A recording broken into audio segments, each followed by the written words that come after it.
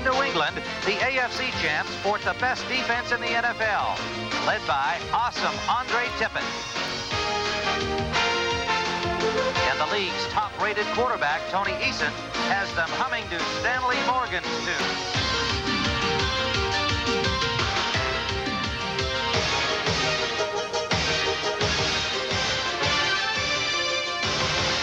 This year, Coach Ray Berry wants that championship feeling of the Celtics and revenge for the fallen Red Sox.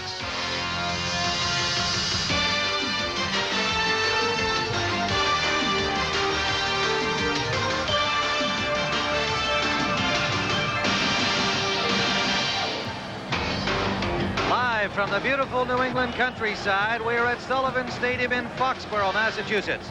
The Atlanta Falcons and the New England Patriots.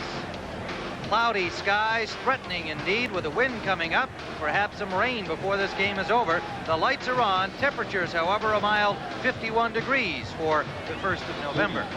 Good afternoon, everybody. I'm Tim Ryan with Terry Bradshaw here at Sullivan Stadium. Two teams very much in playoff contention. The Patriots running behind the Jets at 5-3 in the AFC East, and the Atlanta Falcons, a surprise team so far, but struggling, Terry, over these last few games. And the quarterback story, a very big one today. David Archer's been having his problems for Atlanta.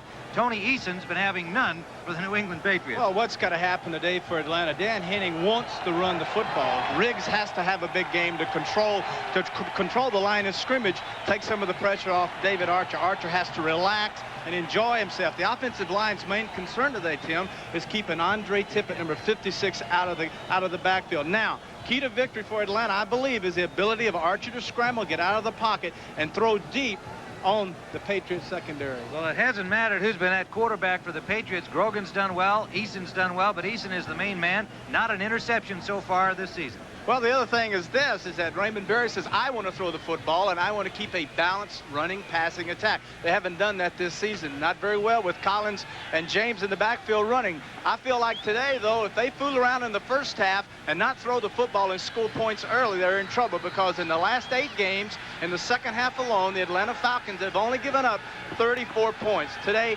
key to victory for the Patriots, score early. All right, Terry. The Falcons will have the first chance, however, because it'll be Tony Franklin kicking off for New England. William Andrews is back as a kickoff return man, and that's the kind of team player he is. Get me involved. Cliff Austin back there with him, and the ball comes down to Austin at the 5. Austin out to the 25-yard line, to the 26 perhaps, straight up the field, and David Archer will lead out the Atlanta Falcons, who have been struggling on offense in recent weeks. A loss to the Rams last week, a tie against the 49ers the week before. Some pressure on Archer now because they brought in second-stringer Turk Schonert last week's game. New England will have Brent Williams, the rookie, Toby Williams, and Garen Barris across the front. The dangerous Tippett and Blackman, the outside linebackers, with Nelson and Johnny Rembert for the injured Lawrence McGrew. The Pet, Marion, Claiborne, and James, a very tough secondary indeed. The #1 defense in the NFL. On first down, it is completed to Charlie Brown, number 89. Short of the first down yardage needed, but it'll leave a 2nd and 3 for Atlanta. And the Falcons, with Riggs the running back in the one-back offense. Ken Whisenhunt is the U-back, or whatever you want to call him. Floyd Dixon, Charlie Brown, the wide receivers, and Arthur Cox, the tight end. Ken, Scully, Radloff, Bill Fralick, and Glenn Howe. Now, Glenn Howe in the spot normally occupied by the injured Brett Miller. And then with Eric Sanders going down to a back injury this week, they're down to number 3 at right tackle. We'll be watching that. On 2nd and 3, Gerald Riggs stacked up at the line of scrimmage by Steve Nelson, the veteran linebacker, number 57. No gain on the play. They might spot him about a half yard, so it'll be 3rd and a long 2 for Atlanta. Gerald Riggs coming into the game with 695 yards, ranked number 4 in the National Conference rushing. 2 more wide receivers in the game. Joey Jones, Sylvester Stamps comes in at running back, but they'll usually get him in the pattern. 3rd and 2. Trying the run, Sylvester Stamps, and it'll be close to the first down, and yes, he has it. Sylvester Stamps, not a big guy to be running that ball straight ahead, 175-pounder. So the Falcons perhaps crossing up New England. Garen Barris made the tackle, but it will be a first down, Atlanta. Bringing in Stamps, usually in a short yardage situation, if they were going to run the football, they would have Riggs back there to bring in Stamps, and so New England says, hey, they're going to throw the football. They ran it. Well, I thought the same thing, and Stamps fooled him. Little guy ran up the middle for the first down. Play action on first down. Archer gets some time, has his man Wisenhunt. Wisenhunt picks up 5, maybe 6 yards out over the 40-yard line of Atlanta to the 42. Fred Marion, the free safety, number 31, made the tackle. Ken Wisenhunt, the H-back, U-back, roving back, whatever you want to call him, a handy guy. He's a big, strong guy. He's a good blocker. That's what they want from him in this offense, and he can catch the ball, Terry. Does a good job. I like the offense so far. First down, play action, 5 yards, 6 yards. Real good. 2nd and 5, Atlanta at their own 41. Takes the setback. 2 receivers out to the right. Brown in motion. Riggs out the left side. Not a lot of running room behind Scully and Ken. Don Blackman, the outside linebacker, number 55. 6-year veteran from Tulsa, made the stop. Riggs is a type of back, Tim, that likes to go straight ahead, straight away power. Now, he's not the kind of back that likes to bounce and hop from hole to hole. The thing that New England did was blitz, push all their people in gaps, therefore took away all the holes for Riggs. He bounced, he bounced, he bounced. He got nothing. 2 extra backs in the secondary of New England, Rod McSwain and Ernest Gibson on the passing down. 3rd and 4, and they have Stamps in there on the passing down. And this time they do get him out in the traffic. The pass up the sideline, complete for a first down. Charlie Brown took quite a smack over there from McSwain, but he has the first down for Atlanta. Rod McSwain acquired in a trade from the Falcons in '84. Charlie Brown, the former Redskin. McSwain, a free safety, playing out on Charlie Brown. They had the blitz once again. They gave him man-to-man coverage. A good choice by Archer. He set up, made his decisions quickly, and then fired the football in there. Charlie Brown into the game with 30 catches on the season, the leading receiver for the Falcons. First down, the Falcons on the move. They're now at their own 49-yard line. Gerald Riggs trying to get wide. Cuts it up beautifully as Don Blackman did his job, turned him upfield, and Riggs took advantage. He just rolled over the first tackler, and Fred Marion finally pulled him down.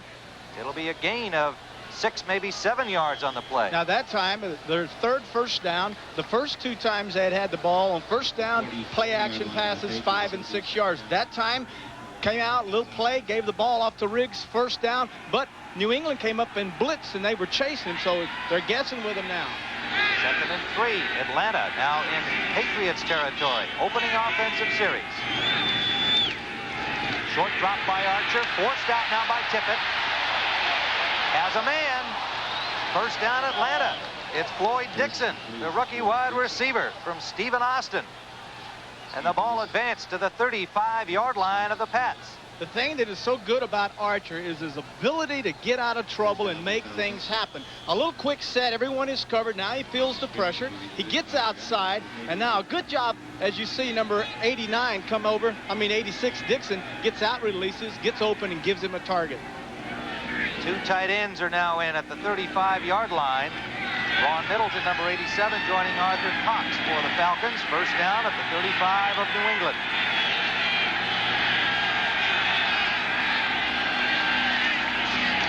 Riggs behind the blockers, has a hole, breaks a tackle. First down, Atlanta to the 22-yard line of the Patriots. An impressive opening drive for Dan Henning and the Atlanta Falcons. Good job by the left tackle, Mike Kinn, 78, and the left guard, John Scully, 61, getting out, giving some blocking for Riggs. This is a good job. Now Riggs is going to stretch it out and then cuts back, right in between there. Good job that time, and then just out-muscles everyone to get down for a first down. 225-pound Gerald Riggs. And last week he was held to 43 yards by the Rams.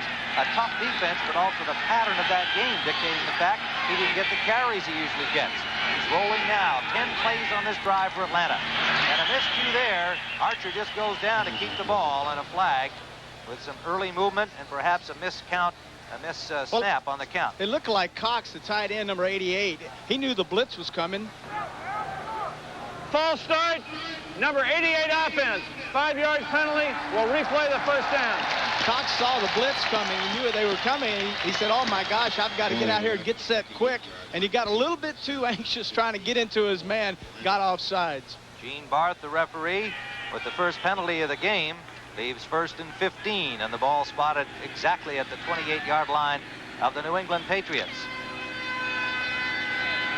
Dan Henning, his team at 5-2-1. That tie coming against the 49ers.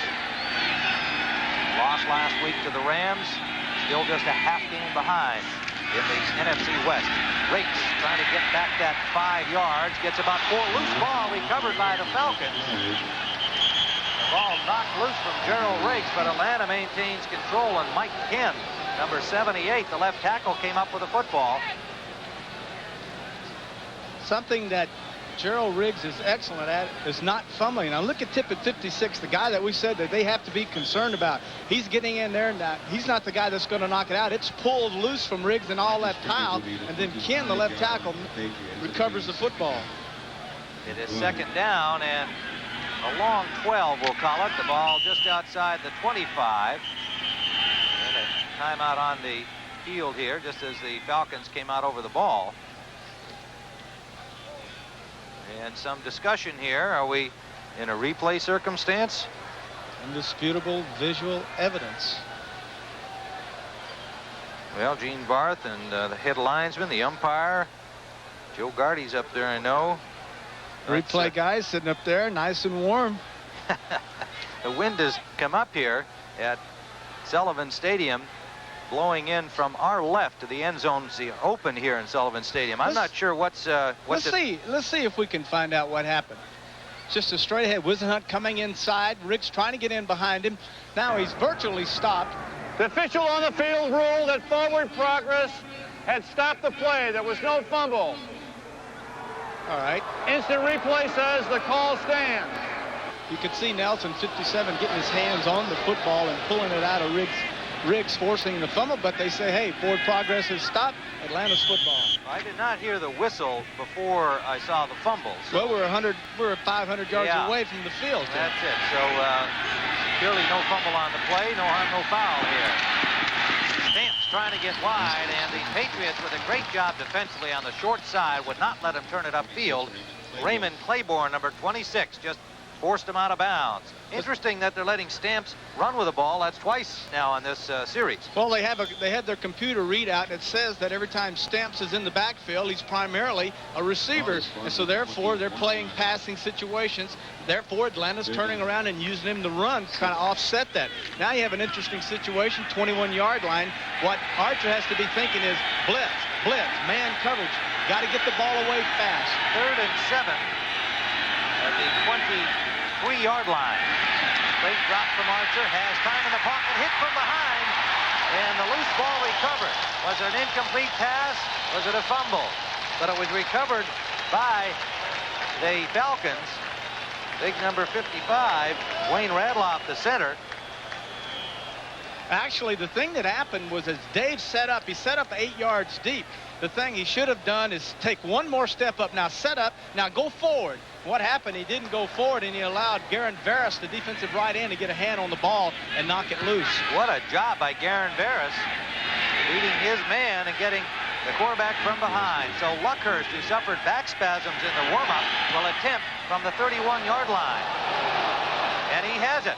A 41-yard field goal by Mick Luckhurst. And Atlanta opens the scoring on their opening series. You can see him looking a little sore as he comes off the field, but he did the job. Atlanta in front. This was Mick Luckhurst during the warm-up prior to today's game. He suffered back spasms, went to the locker room at about 12:15, 12:20. They worked on him for about 40 minutes. He may have had to kick off to open the game. That was not necessary because Atlanta won the toss. But there he was moments ago out there kicking a 41-yard field goal right between the uprights.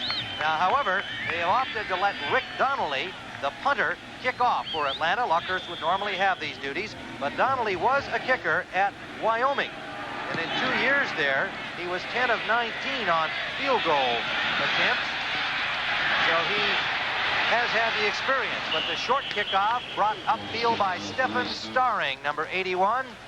And the Patriots will have the ball for the first time at their own 24-yard line. Wendell Kaysen made the tackle for the Falcons. Tony Eason, the league's top-rated quarterback, brings out the New England Patriots. And he will face this defense for Atlanta in the 3-4 under Marion Campbell, Mike Gann, Tony Casillas, and Rick Bryan. Wilkes, Curry, Rady, and Williams, the linebackers. David Crudup and Robert Moore are two newcomers in the secondary because of injuries to Bobby Butler, gone for the year with a broken leg, and Kenny Johnson out with a staph infection. On first down, Craig James picks up maybe a yard for the Patriots, close to the 25-yard line. For New England, Eason, the quarterback, James and Tony Collins, a well-balanced offensive backfield pair. Morgan, Fryer, dangerous deep receivers. Greg Hawthorne, the converted wide receiver and tight end. Their offensive line, Holloway, Fairchild, Blunt, Whoop, and Steve Moore. Second down, Eason wants to throw, and it is intercepted. Picked off by number 28, Brett Clark, the first-year man from Nebraska. Now, bear in mind, there is a flag down on the play, however. Bear in mind that Eason had gone 178 passes without an interception in regular season play. 67 offense. Penalty refused. First down. Steve Moore charged with the holding. And Terry Bradshaw, it sure looked like Brett Clark knew exactly where that ball was going to be. Brett Clark got beat that time by Morgan, but what had happened was that Eason threw the football too easily. He laid it up and nice and easy. He should have gunned that football out there. There was no one between the receiver and Eason. Therefore, he should have just drilled it in there. He didn't. Brett Clark did a fine job of breaking on the ball and intercepting. So Atlanta with an early turnover and a 3-0 lead. First down at the 34-yard line of New England.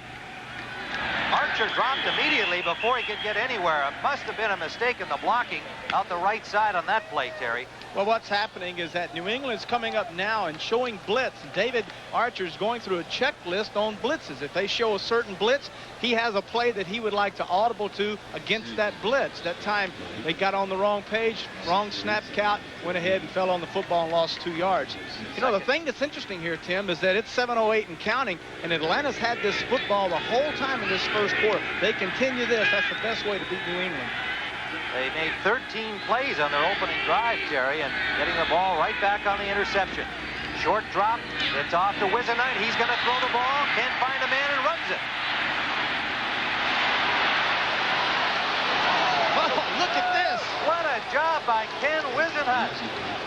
The H-back, number 45, a second-year man from Georgia Tech. You got to like the way Atlanta is coming out and attacking New England. Little razzle-dazzle. This time Archer will throw a lateral to Wisenhunt, number 45. Now he's going to look downfield and he's going to try to throw it deep. No one there. Everyone's covered. So what do? Tuck it and run and show that great athletic ability that every tight end has. Look at this. Inside, outside. Picking a good block by Ken. Still going. 17-yard gain for Ken Wisenhunt. 6'3", 235-pounder. Essentially a tight end, but in this offense, as we've explained, they call him an H-back, and he blocks, runs, and there he was going to throw. It is in, it's dropped in the end zone. Did he have it? Touchdown. Oh, they ruled it. Touchdown. It is a touchdown. The hands are still up. Arthur Cox, the tight end, had it long enough in the end zone. The crowd thinks otherwise. Now, Gene Barth going to have a consultation. We have them every week. Indisputable visual evidence. You can bet they're going upstairs on this one. Does he have both feet down? Does he have possession? There's the catch. 1, 2. After a conference, it's a touchdown. Whoa. After a conference, it's a touchdown. No way.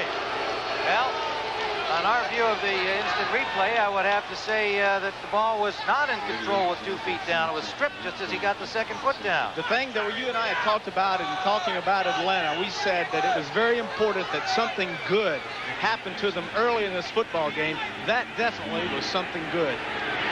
The interception by Brett Clark, setting up the touchdown pass from David Archer to Arthur Cox. And now further discussion, because you see they made the call while we were playing the replay back. And now the replay officials are having another What they did was the officials got together and talked with one another, and they upon themselves said that this is a touchdown. Well, now they realize that booing's going on, so they say, well, we better check this out. Folks, I'm going to tell you, that is an incompletion. Yeah, I have to agree with you, but, you know, every time these kinds of things have come up, I just hope that this whole instant replay thing sinks of its own weight. I mean, they had their conference on the field, and even if they were wrong, the point is that control ought to be down there. Now, Joe Gardy's the guy. He's doing his job. Let's bear that in mind. He's doing what the league's asking him to do. He saw our replay and has obviously hollered down there and said, hold on, gang. We may have to reverse that. Let's see what the quarterback is thinking. Here's a young man that has had a hard time these last 4 weeks. There's a pass. Archer's turning around, shaking his head. I'm not sure. I'm not sure. He's still not sure. But you can bet one thing, he's hoping that they say that's a touchdown pass. So is this man, Dan Henning, head coach of the Falcons. But I, you know, you hate to try and get at somebody's head. That little shake of the chin there, Henning saying, hey, this could take forever. I mean, that's just another reason why this... No, what he's saying, Tim, is he's saying they're going to take it away. They're going to take it away. Yeah. But also, I mean, this is part of the flawed aspect of this whole instant replay thing. Right or wrong, let the guys on the field make the play. All right, let's look. You have to have possession. You have to have both feet on the ground. Now, the only ruling that could come into effect here is that number 31, Fred Marion, knocked the ball out of his hands, out of Cox's hands. Therefore, that would constitute a touchdown. That's what they're saying. He would have had possession, both feet down, touchdown. But if he knocked the ball out in there, then the guy didn't have possession. Well, he could have had possession, both feet, then knocked it out. Now you can hear the roar of the crowd. You know that they're going to have to play it over. After further review of instant replay, it revealed that the second foot was not down. The pass was incomplete. Second down. Well, Dan Henning is going to say, hey, what are you doing to me here? There's enough guys out there making the call. Boy, oh boy. Well, I don't think there's any question that our replay would indicate that it should not have been a touchdown. That does not mean that I'm going to support the instant replay. It ought to be left for those guys on the field. Now, you know, Gene Barth and his guys are going to incur the wrath of the Henning and the Atlanta fans the rest of the game. People looking in that area of the country, and New England fans are happy here until something goes the other way. All you have to do now is go back in there, second down and 10, come right back and make it happen again. You just got to push that out of your mind and get it in the end zone. It is second and 10 at the 17-yard line with the man in motion, and they give it to Riggs, and Riggs breaks one tackle but not the next one. It was Toby Williams, the nose man, number 90, moving over from defensive end to become a nose tackle. The 4-year man from Nebraska, and he has been playing awfully well for Ray Berry and company in that new position. No gain. Atlanta inside the 20. You can see in the first part of the season, that's about as consistent as you can get. 100% they got on the board. Not so well the last 4 games. Their effort inside the so-called red zone. Stamps in the lineup now, along with Joey Jones, an extra receiver. 2 more defensive backs for the Pats. And Gibson. Under pressure, he gets it off complete. Charlie Brown is spun around and driven out. There'll be a loss on the play. Superb defensive reaction.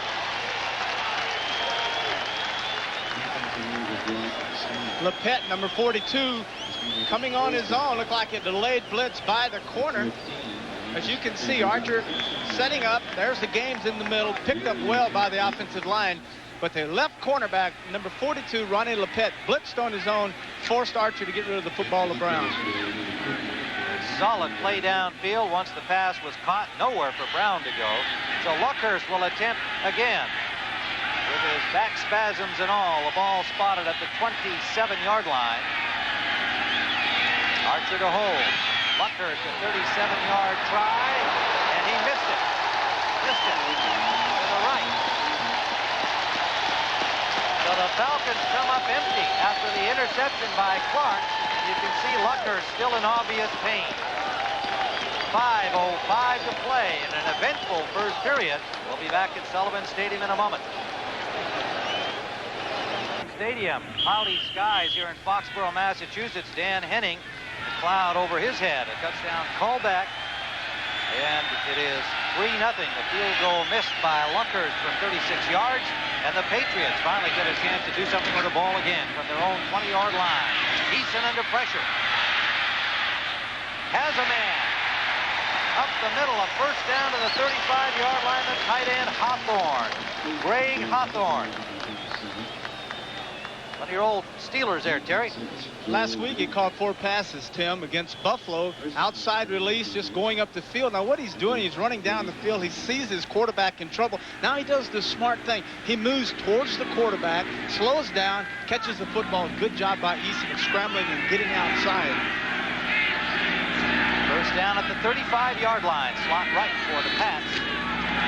Straight ahead, and Craig James, number 32, the 3-year man from SMU, allowing with hard running for a 6-yard pickup. I talked to him yesterday, and I asked him about the rushing attack and about his performance so far. As you can see, 107 rushes for 305 yards. And he said, well, we started slow last year. He only had 485 yards at the halfway point last year. And he says this is a football team that as the season progresses, we will start running the football better. Second down. Long 4, we'll call it. Out of the I formation now for the Pats. Play action, Eason. Got a man open, Irving Fryer.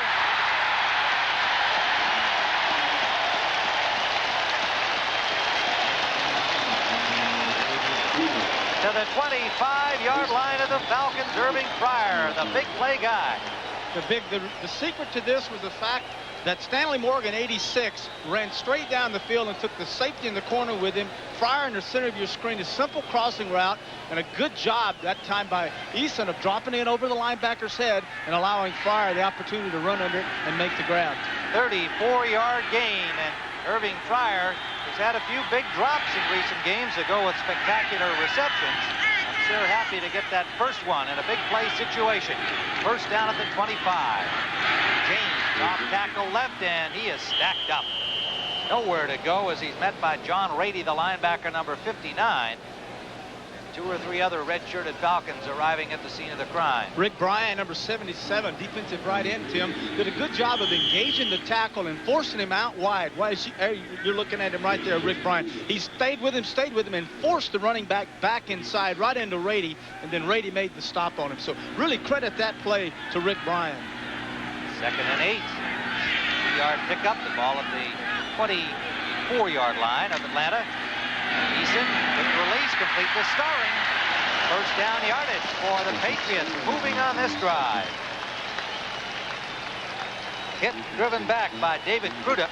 Crudup getting the start there with the injury to Bobby Butler his second week. Has been a backup coming over from San Diego last year. The thing that's so scary about New England is you take one receiver out and you bring in a Stephen Starring, you don't lose anything. All 5 of their receivers, when I talked to Harold Jackson, the wide receiver coach, said all of them average 4.3 in the 40, and all of them can fly and catch the football. Yeah, they are scary. Talented and scary. First down, Patriots. Tony Collins. Inside the 5-yard line, Collins. 6-year man from East Carolina. And the Patriots threatening at the 5.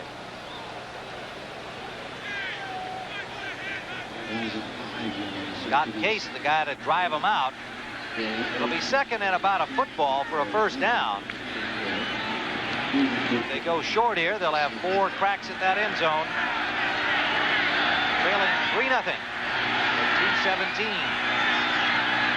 Pardon me. Yes, 2:17 is correct. Flag on the play. Collins had the yardage for the first down, but the signal is against the New England Patriots.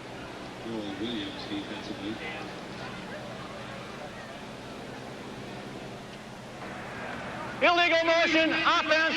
The tailback had not set when the man went in motion. 5-yard penalty. Will replay the down. Well described infraction by Barth. What happens is when they set the offensive line and the quarterback goes set, they set the line, the back has to be down and hand on the ground.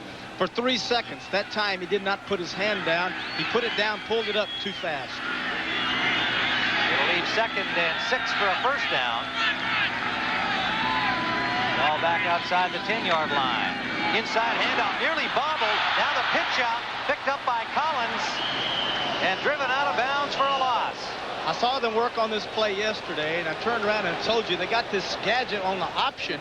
But the thing that really amazes me, and I failed to understand it, is you drive the length of a football field, throwing it and running basic plays. But when you get down here, you start getting fancy. Now, this is a fancy play. It's an option. They're not used to running options. Therefore, it cost them 15 yards. The ball... Why do that? Well, that's a good question. I don't have the answer. Ray Berry might. He didn't call a play, though. Steve Grogan calls the plays, although the game plan put in by the coaching staff, Ray Berry and Rod Humanek, the offensive coordinator, during the course of the week. And Steve Grogan is the guy who calls the plays during the game. 3rd down and 11. Showing all-out blitz. Out of the shotgun. Needs lots of time, but is almost picked out. Knocked away by James Britton. Number 26 in on that nickel defense on the passing situation, and brings up 4th down for New England. Stephen Starring, number 81, the wide receiver, was running a crossing route, and he tripped him. When he tripped, the ball landed right in Britt's hands. Barefooted Tony Franklin will come out to attempt to tie things up here. The points leader in the entire National Football League.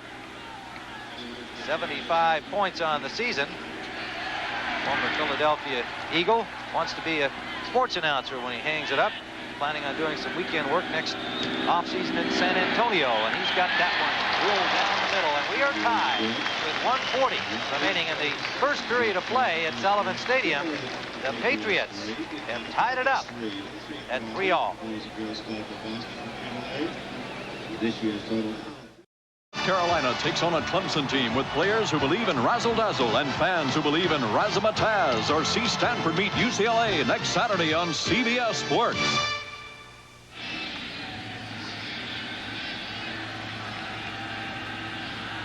Tim Ryan, Terry Bradshaw, Sullivan Stadium under cloudy skies in Foxborough, Massachusetts. Tony Franklin has just kicked a 32-yard field goal to tie it up for the New England Patriots at 5-3 in 2nd place behind the Jets in the AFC East. And Atlanta a half game back in the NFC West. It'll be William Andrews out to the 28-yard line. And that's where David Archer will start the Falcons. Well, William Andrews getting in some kickoff return duty. Next Sunday on CBS Sports, doubleheader action. In Game 1, the Chicago Bears and the Tampa Bay Buccaneers, or some of you will see the Rams at New Orleans, a key battle in the NFC West. And the New York Giants will be our doubleheader game at Philadelphia. Arch rivals, the Giants and the Eagles, and again a big one for the Giants particularly. That game will not be seen in the Atlanta area next Sunday here on CBS. Important action in the second half of the season. First down. Riggs stacked up. Center of that Patriots defense. Steve Nelson, the linebacker. You can see Toby Williams on his feet fighting off those blockers, doing the nose tackle's job, and the linebackers coming up to make the hit.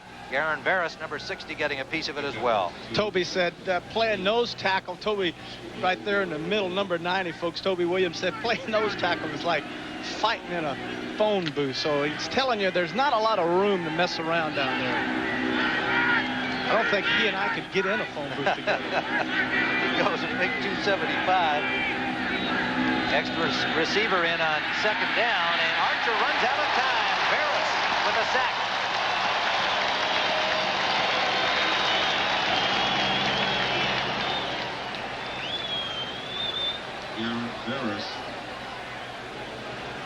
Now you can see 56, Andre Tippett, coming in the top left of your screen.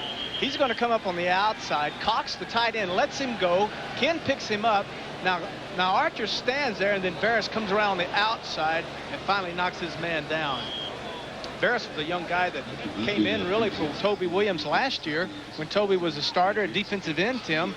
Toby gets hurt. Barris comes in, plays defensive end, and set a rookie record for sacks with 10.5. So that when they bring Williams back, what are we going to do with you? And I said, well, I don't know. He says, well, how about nose tackle? Great. That's about the tone of voice he probably Really? said it in, too. And then, of course, they've got Ken Sims back, and you saw he was right there with Veras. We have an injured player down, and a little hard to identify at the moment. We'll get that for you when we return. The left leg of Tippett, therefore like a vice, and then when they land, it will just squeeze it and twist it. Watch now. He's rolling over. Now the right leg goes around his left leg. Now when Tippett lands, it's like a pop. It's got it locked up inside and just kind of pops it outside. Crazy things happen. Isn't it amazing how you get hit head on and you get all these vicious tackles and then some little silly roll or something and you get an injury? Yeah, that was a real freak circumstance indeed. And Glenn Howe, as we mentioned, the young man who's having to be in there for Brett Miller, and then Eric Sanders, the backup, got hurt back spasms this week, just made it impossible for him to go. So here's Glenn Howe, and knowing that he's going to have to deal with the likes of Andre Tippett much of this afternoon to protect David Archer. That time Tippett had just gotten by him, as you saw, had finally pushed off and gotten free, and bing, he winds up rolling out there over him. Now you notice the twisting, the pulling back and forth of the leg.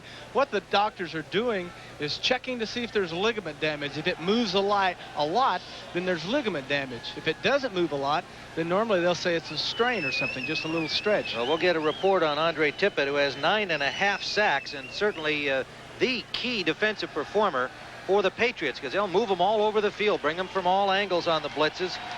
Well, you hate to see this, Tim. So many great players this year, starting players, have gone out because of injuries. This young man's in a lot of pain, and I hate to see it, and I know that New England and Atlanta hates to see it. Andre Tippett. Obviously very emotional for him. Sure he is. realizes that something bad wrong. Yeah, and here's a team that wants to get back into the Super Bowl. They made it there last year against all the odds, wound up getting waxed by the Bears, and want badly to show that they can play better in the Super Bowl. And certainly Andre Tippett, the key guy, as I said, on this entire solid defense of the Patriots, best in the league. And here they lose a 9.5 sacker, 51 tackles coming into the game. Defensive Player of the Year, 1985. Yeah, that's a real shame for Andre personally, and for the Pats. There's Coach Ray Barry. He's got to just feel terrible about that. He has such a good relationship with his players on a personal level, and they call him a player's coach, and he knows about this from his years of experience playing in the NFL, these kinds of things. So a distraught Andre Tippett assisted off the field, but his club's got to go on without him. And it is 3rd down and 13 with the Falcons having the football. Time winding down, first period. They are at their own 23-yard line.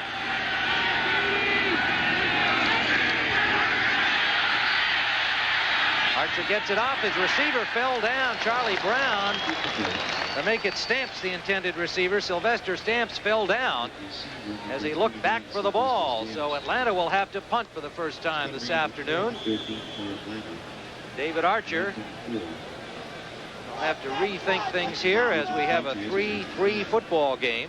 First sack of the afternoon occurred on the play in which Tippett was hurt. Aaron Veras getting it. Irving Fryer awaits the punt from Rick Donnelly, standing downfield at the New England 37-yard line. Donnelly from his 15. Fryer at the 40.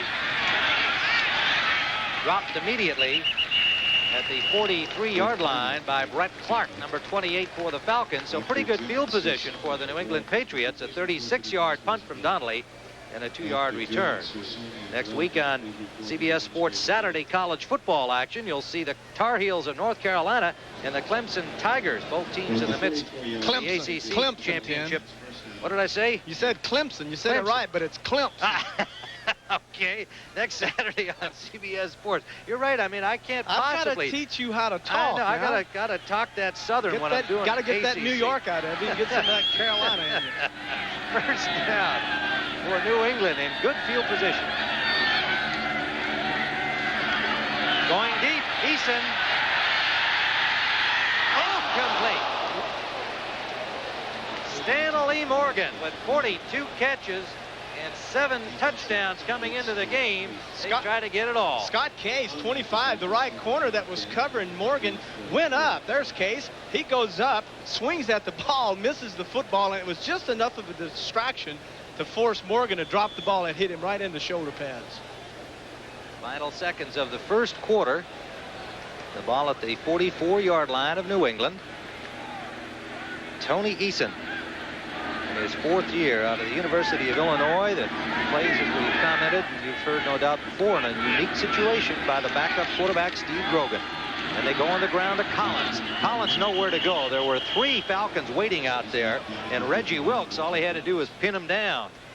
And that'll finish up the first quarter here with no gain on the play, and leave a 3rd and 10 when we return with the Atlanta Falcons and the Patriots tied. We have a 3-all tie just beginning the second period. And in that first quarter, Terry, Atlanta had the ball 10 minutes 31 seconds. New England just 4:29, but they have only 3 points on the board. We saw the touchdown pass that was not a touchdown pass, and then we saw the missed wide field goal from Luckhurst after he'd hit the first one. And thus, despite having the ball most of the time, it's just a 3-3 game. And it is New England on 3rd down. Eason up the middle, and it is incomplete. Got it behind Stanley Morgan. No chance for him to catch that one as he put the brakes on, but couldn't get his hands on the ball, and so New England will have to punt for the first time today. Brett Clark had the coverage. One of those zone defenses where everyone just dropping deep. And the thing that's a trademark of the New England Patriots, Tim, and all my years of playing against them, is they love to throw the 20 to 25-yard deep crossing routes. And that puts a lot of pressure on your line. But that time, good job. Eason just made a poor throw. Rich Camarillo, the punter. Floyd Dixon waiting for it. Rich Camarillo averaging 43.9 yards. Solid punter. And he gets a good one away. He's going to go out of bounds at the 12-yard line. A flag is thrown downfield. So we'll wait and see what that one is. They have spotted the ball out of bounds at the 15 of Atlanta. Gene Barth will consult with his officials as to the flag. 39-yarder from Camarillo into the wind. Holding against the receiving team, a post-possession foul. They'll keep the ball after the penalty enforcement. Gene Barth, again, with a solid explanation of what occurred. And they'll mark it off from the 15 where the ball went out of bounds. Whoa. The Saints are marching in. Look at this. 14-3 over the 49ers. Well, and in that West Division, you've got San Francisco at 5-2-1 tied with Atlanta, and New Orleans at 3-5. Houston and Miami scoreless. And Pittsburgh, the Steelers, all right. They're back to their glory days. Cleveland rolling, playing well. Philadelphia, resurging Philadelphia. Giants leading Dallas, second quarter, 3-0. Danny White, a broken right wrist in that game, we're told. Ed Williams, number 54, is in Andre Tippett's spot as the Falcons have to start now from their 7-yard line. A pump fake and a deep pass downfield. It is incomplete, almost caught by Floyd Dixon. The little guy from Stephen Austin couldn't haul it in. The real secret to throwing a deep pass, or, you know, a lot of people say guy has a strong arm, is not necessarily throwing it 60 yards in the air, Tim. The important thing is throwing it in the right spots. Get it there quicker. That time David waited and waited, and Dixon was open. Got the ball there too late, floated it. He had to wait for it. And still in all, Dixon almost made a great catch, but James Britt, 26, knocked it out of his hands. Archer, 5 of 8, just 24 yards passing. Cox and Middleton are in as 2 tight ends now on 2nd and 10, and an aroused, sold-out Sullivan Stadium crowd cheering on their defense. The defense does the job. My goodness, Gerald Riggs buried by Garen Barris. Second down, guessing pass. That time they blitzed their linebackers and sit Nelson, 57, up inside. As you can see, 57's hurt too. That's Steve Nelson, inside linebacker. And they've already lost Tippett from their front line of outstanding linebackers. And Nelson getting some assistance off. Well, you have Nelson if he goes out, and you have Williams coming in now in the place of Andre. I guess You may have to call on Larry McGrew, number 50, who has a slightly sprained knee. He may have to come in now and play in the place of Nelson. Or Clayton Wysoon, perhaps, is back from an injury, and all of a sudden here you've got this outstanding core of linebackers, and you're looking at 2 starters leaving the game within a matter of minutes. And you can see Nelson, the real veteran here at age 35, 160 games. He's played for the Pats, just behind the 2 players who retired at the end of last season, Julius Adams and John Hanna. A look on the training core of the Patriots. 3rd down and 11.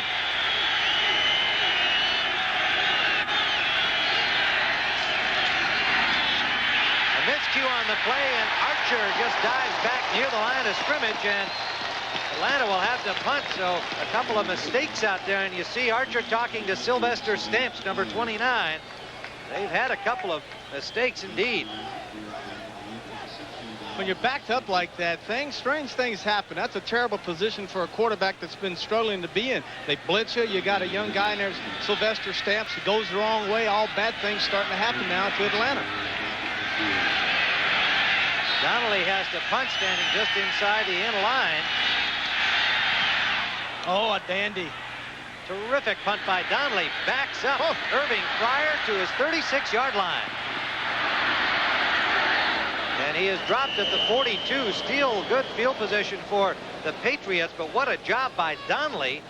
Tim Green made the tackle, a 56-yard punt. We are early in the 2nd period and tied. These guys in Foxborough, we've got a 3-all tie, kind of a strange game through the 1st period, as Atlanta had the ball for 10 minutes, 31 seconds. They scored on their opening series a 41-yard field goal by Mick Luckhurst, kicking with a back spasm, picked up in the warm-up. They got the ball right back on an interception.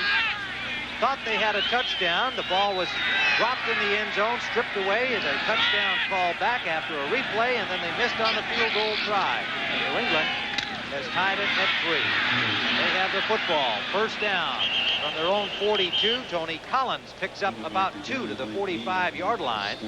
Eason, the quarterback, is 3 of 7 passing, 58 yards, 1 interception, ending a streak of 178. A flag down on this play.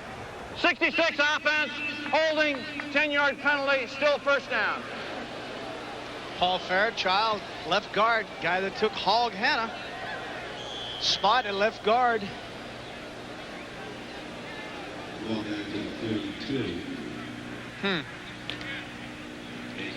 Well, that's certainly not going to set the record books on fire, but hey, this is 2 fine defensive football teams and 2 offenses trying to figure them out. Well, that's the #1 defense in the league on the part of the New England Patriots, and a very tough defense in Atlanta under Marion Campbell. Incomplete pass, a little pressure on Eason, got the ball off, just bounced it in front of a Falcon defender.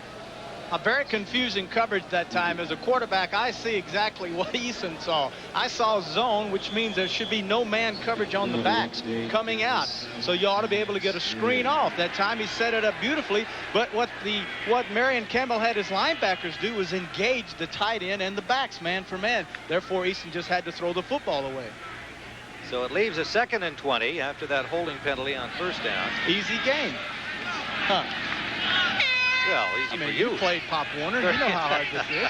32-yard line of the Patriots. And it's Collins trying to get wide to the short side. Flags everywhere. He picked up about 4 yards, perhaps, before he was driven out of bounds as the Falcons strung it out well. Scott Case with the hit. But flags came down before he even approached the sideline, and the holding signal is against New England. Another holding call. Holding, 27 offense, 10-yard penalty, still 2nd down. Greg Hawthorne, tight end. That time, Tim, Atlanta came in with 99. Tim Green, #1 draft choice out of Syracuse, and he was hot in pursuit. It's a young man right here that's had a calf muscle problem early in training camp, signed late, and they say he is going to be an Andre Tippett. This guy can really put heat on a quarterback. And a smart guy. Yeah, Rhodes Scholar candidate at the University of Syracuse. He and I were the 2 that were up for it, and he barely beat me out. 2nd down and long, to say the least, at the 22-yard line Eason just going backwards here with those holding calls. Gets it off, but it is almost picked off as he was hit just as he released the football. And it was Mike Pitts putting the pressure on Eason. It gets up a little bit slowly. You can see what happens when a quarterback has someone in his face. You're going to see 74, Mike Pitts, and number 99 again, Tim Green. Green will get the pressure on. Pitts gets a hand on him, pulls him down to the ground, and then Tim Green, number 99, comes in behind him. A definite ouch for Tony Eason. Pitts with 3.5 sacks coming into the game for Atlanta, showing he can get into the backfield quickly, and he's in on these passing downs. Third down. Line of scrimmage, remember, way up at the 42-yard line. Eason trying to find an open man, scrambles well, and it's almost intercepted. Number 46, Herman Edwards, the former Philadelphia Eagles cornerback, joining his fellow former Eagles under Marion Campbell. The thing I have to be impressed with is the quickness of the secondary that the Falcons. Now, this is a good job by Eason getting outside. Now, this is the thing he does extremely well. Throwing off balance, not able to get the velocity on the football, allowing Edwards 46 to make a break, and doggone near intercepted him. It'll be Camarillo standing at his own 8-yard line. Floyd Dixon is the deep man standing at the Atlanta 36. Long count for Camarillo. Ball hangs up a little bit. He's kicking into the wind. Taken at the 39. And Dixon nowhere to go. Good coverage by the Pats punt unit. Ed Reynolds, reserve linebacker, made the tackle at the 36-yard line. A 39-yard punt into the wind from Camarillo. We'll be back with the score tied at 3-all. Several players coming from the Eagles that Marion brought along with him when they became available. This is Riggs on first down. And we have seen that Atlanta defense very solid so far here in this first half again. Numerous opportunities, Tim, to make interceptions. 2 dropped interceptions for sure. 1 already by Brett Clark. The thing I notice now is that Atlanta is attacking the area that Andre Tippett has now gone to the sideline. So they're going to the left side or the right side of Atlanta, the left side of New England. At second-round draft choice in 1984, Ed Williams from the University of Texas in that spot now, number 54 in Tippett's spot. Those are big shoes to fill. Second and a yard, Atlanta at the 44-yard line. Gerald Riggs again has a good hole running behind Glenn Howe and Bill Fralick. Johnny Rembert made the tackle. Remember Rembert in there for Lawrence McGrew, who was the starter and is out with a knee injury. Steve Nelson left the game but came back. He's playing in there. So with Tippett and McGrew out, you've got 2 starters out from that fine group of linebackers, and you've got Steve Nelson playing a little bit hurt. It is first down, Atlanta. You can see that the defenses have dominated, to say the least. Penalties, of course, affecting New England on their last series. 2 holding calls backing them up. First down at midfield. Riggs trying to pick his way, gets loose from one man, and with a lot of effort, gets about 4 yards on the play. Looked like he had nowhere to go, Terry. Strong. Trying to pick his hold. A little misdirection off to the left side, but it was a deliberate cutback play. Fralick that time, the right guard, just turned outside and sealed off the entire left side of the defense, allowing Riggs up inside of him. Gerald Riggs, 44 yards on 11 carries. A flag down that we didn't see in all of that traffic around the ball. It's against Atlanta. And backs him up 5. It'll be 1st and 15 at the 46-yard line. You can see Coach Henning asking, what play did you just send in? David Archer feeling some pressure from the fans and the media after getting off to such a good start this season, struggling in the last 3 or 4 games. Play action pass. Pressure. Incomplete in the general direction of Arthur Cox. It'll leave 2nd and 15. Let's go to Brent Musburger in New York for a look at that Dallas Well, Tim, because of the injury to Danny White, broken wrist, Steve Fuller will be the Cowboy quarterback. First touchdown pitch this year to Mike Renfro. The Cowboys lead the Giants 7-3. Back to Tim. All right, Brent. You heard Danny White going down with a broken right wrist, and Fuller the man again. Key battle in the NFC East, the Giants and the Cowboys, and New York fans certainly hoping that the Giants can gain revenge for that tough loss early against Dallas. Second down here in Sullivan Stadium. 2nd and 15. Archer up the middle, and it's complete to Arthur Cox. First down and dragging tacklers to the 26-yard line. What a of load. New England. Fred Marion, free safety, just grabbed on and said, "Giddy up, horsey." 262-pounder. Cox, the tight end, a 28-yard gain. Offensive line that time, Howell and Freilich, a right side. Excellent job of protecting, giving Archer time, because this is a long pass and you need time. Look at the nice pocket, and then Cox gets right in behind the linebacker in front of the safety, and a good job by Archer of just dropping it in there. Look at this. Got 4 guys hanging on him, and he's dragging them. Hook him up to a plow. Arthur Cox, Texas Southern. First down, Atlanta. Riggs turned inside, and fine defensive pursuit by the Patriots out the right side, led by Don Blackman. He's so quick over the line of scrimmage, number 55, like Tippett when he's in there on the other side, that, you know, you just don't get a chance to go outside. Riggs having to turn it up, and people waiting there for him. Well, Riggs' game is not outside. That's not his game, Tim. And if you can't hook Blackman, meaning you can't force him inside and allow Riggs outside, then Blackman's going to get outside, and there's no way you can do it. Riggs is going to have to stay inside of him and the ends and run up that way. Looked like they not only tried to hook him, they tried to unhook his shoulder pads on the last play there. 2nd and 11. Riggs will try the middle, and he's got some room. To the 16-yard line of New England, and a first down, Atlanta. Steve Nelson having to range back, number 57, to make the stop. Freilich, 79, right guard, and Howell, 71, tackle, and Ratloff, the center, the key people this time on the left of your screens. They drive down. Look at it, just caving the people down inside. A good kick out blocked by the left guard, Sully, on Williams, and then Riggs doing a fine job of cutting inside. Well, it's short of the first down by about, a half yard at the most. It appeared that he had gained the yards, but the spot leaving him a bit short, and Atlanta takes a timeout. We have 8:21 remaining in the first half of play here at Sullivan Stadium.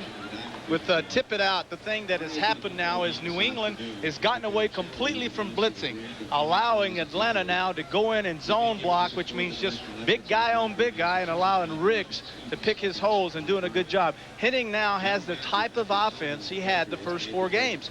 Running the football with Riggs, pounding on the defensive line, play actions, and then Archer making the crucial throws and making the things happen. This is the offense they've been looking for 4 weeks, and so far in the first half today, Tim, they found it. Well, Terry, in your opening comments, you made that point that in order for Archer to be effective and his needing to be effective to get his confidence back, they had to be able to get the running game in gear.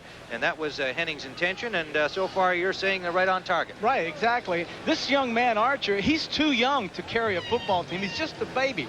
He's only started 12, 13 games, and he's got a lot of learning to do, and there's been too much pressure placed on him. And Henning said yesterday, too much glory for the quarterback, too much blame for the quarterback. And he said, this kid's just a baby. So it is 3rd down, about a half yard to go. The ball is just outside the 16-yard line. Riggs the lone setback. Juan Middleton lines up on the wing left, the second tight end. And Riggs has the first down. Met over the 15-yard line. So the Falcons with a great opportunity here at 3-all. They'll have a first down inside the 15 of New England. Fred Marion made the tackle, number 31. Marion with 55 tackles coming into the game, the leading tackler on the Pats. The last time the Falcons had the ball inside the 20-yard line on first down, they did a rollout bootleg, throwing back across the middle to Cox. They did this to avoid the blitz and give Archer time. Let's see now if they do a play action and once again try to throw the football and score. Wisenhunt in motion. Riggs. Stopped at the 5-yard line, had good blocking, led by Wisenhunt.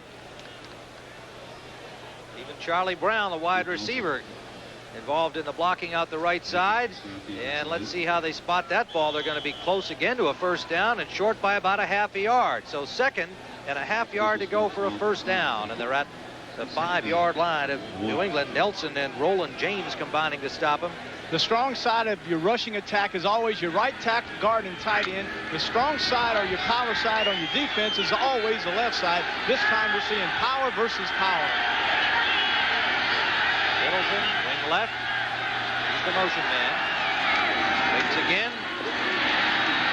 Riggs. Touchdown. Touchdown. Gerald Riggs powers his way in. And the Atlanta Falcons have regained the lead. They led early in the first quarter on a Luckhurst field goal and have gone on top once more.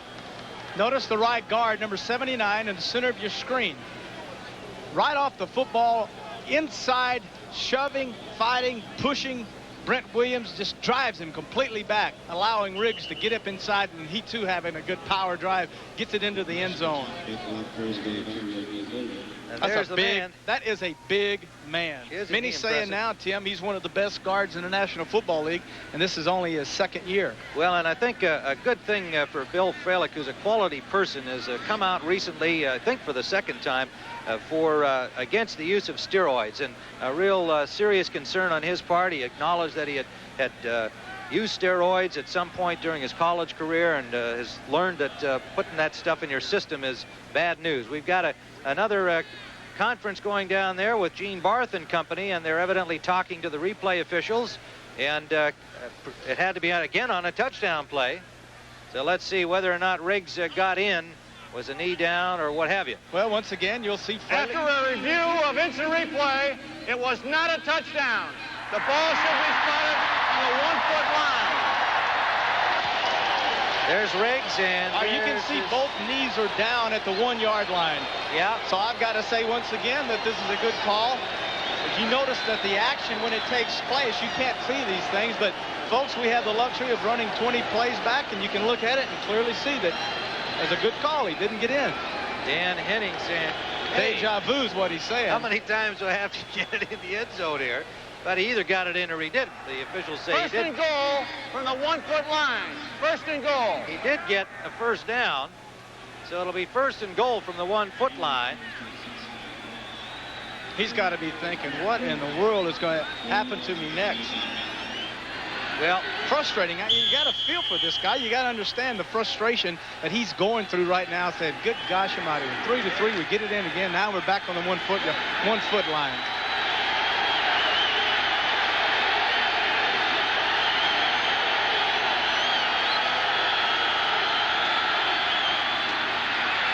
touchdown for Riggs. No question about that one. He could have run into row 10 back there. They had a huge hole again behind Fralick and Glenn Howe, who has to be a story here. There's Dan Henning coming back off the field. He had walked right out there, I'm sure, to just make sure that the guy had got it into the end zone with the football. I think what the officials have done is make this entire Atlanta offensive line mad. Look at Fralick moving, coming outside, just getting inside. No one there to block. He's looking for someone and just nails 57 that time. Steve Nelson knocks him flat on his back. Luckhurst will attempt the point after.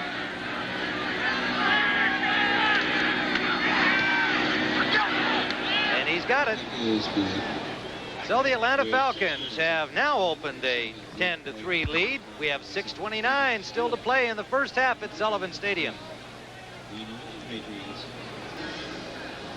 We are back at Sullivan Stadium, and the Atlanta Falcons have been what they thought in the end zone a couple of times. Had to do it over again. They made sure there's Riggs. I mean, he had a hole he could drive a truck through, and as you said, I think that Fralick and company were just so hot at the first one being called back. Those are the things that can happen. You can make a team mad, and this is a young football team. I don't think you would want to make mad. And the point I made at the beginning of the telecast was this is a football team in the second half doesn't give up a lot of points. Right now, they may have enough to win the football game.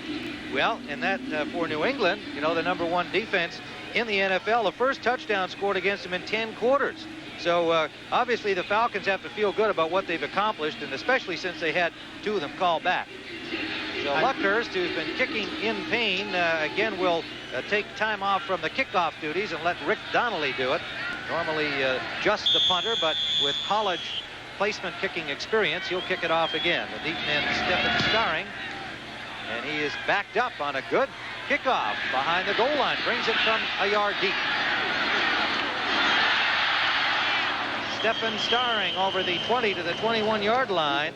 Stopped there by David Crudup.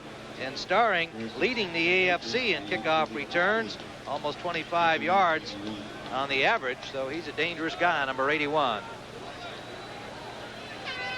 Tony Eason will bring out the Patriots, and you can see what New England has been doing by quarters over this season. They have been a solid team in the second period with 71 points, as you can see. They're pretty balanced overall.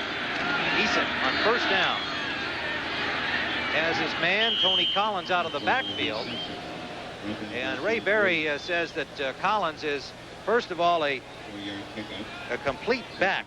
Happy with his ability to do everything you ask of him, but he says he's a receiver first. He had 52 catches to lead the Pats last year, a blocker second, and a runner third in this offense of the Patriots. They had 9 catches against Denver in that game early this year, but they haven't really gone to the backs so far, but they haven't had the ball very much in this first half. 2nd and 6.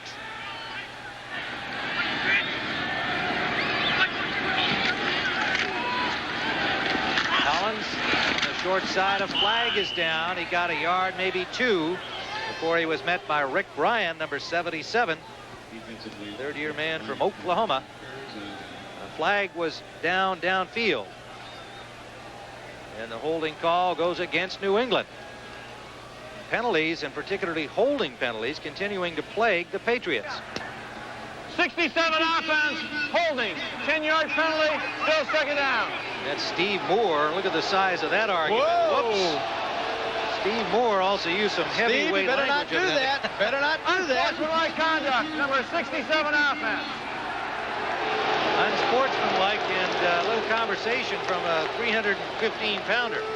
Cost him some more yardage. That guy in that striped shirt may weigh 140 pounds, but he can whoop this guy all day long by chucking that yellow flag, so you better be quiet. But, you know, I think what's interesting, hearkening back to conversation with Craig James yesterday in the Patriots locker room at practice, that what's really different this year is when you lose a guy like John Hanna, it's not just that he's a great player at offensive guard, but you're losing that intensity, the leadership, the kind of guy who can say, hey, That's guys, right. let's keep our act together. They say that he was the guy that kept them together, and right now they don't have a leader on that offensive line to keep that intensity up. So it is 2nd down now, back at the 7-yard line. They fake the draw, and Easton from the end zone gets it out to James and just overthrows him. A flag down in the end zone. Oh, James had a lot of running room out there, Terry, but the ball just off his fingertips wouldn't have mattered. Another flag holding against New England. Raymond Berry not pleased with his team going backwards. Holding, 51 offense, penalty refused, 3rd down. Ron Wooten charged this time with holding. Falcons say they're just about in the end zone. We'll just call that one off, give them 3rd down. The only thing New England can do right now, or go by the old saying, all sickness is not death. These things are not going to continue. They can't, or they're going to lose this football game. They've got to make something positive happen now. Gosh, you're looking at 3rd and 23. It's awfully hard to make up that kind of yardage, especially against a good defense. And from their 7-yard line, so they go to the shotgun. They've got 4 receivers out there for Eason. Goes to the short man. It's complete. Hawthorne gets up and picks up about another 5 yards. Gets back near the 23-yard line. Hawthorne was a running back in Pittsburgh. I liked him. I liked him having him in the backfield. We threw to him a lot out of the backfield. And I used to always tell Chuck, I really think Greg Hawthorne would make a great tight end. Big, fast, strong, great attitude. But Chuck never did like that. He wanted to keep him at running back, and eventually he traded him to New England. Raymond Berry said, hey, Hawthorne, you look like a tight end. Made him a tight end, and now he loves him. Yeah, they're very pleased with his progress, replacing Lynn Dawson. Still hasn't recovered from that knee injury suffered in the Super Bowl. And Hawthorne is going to be the man for the season. Camarillo just got it away. Pretty good pressure by the Falcons, and he gets a New England bounce. Taken by Dixon, hit immediately.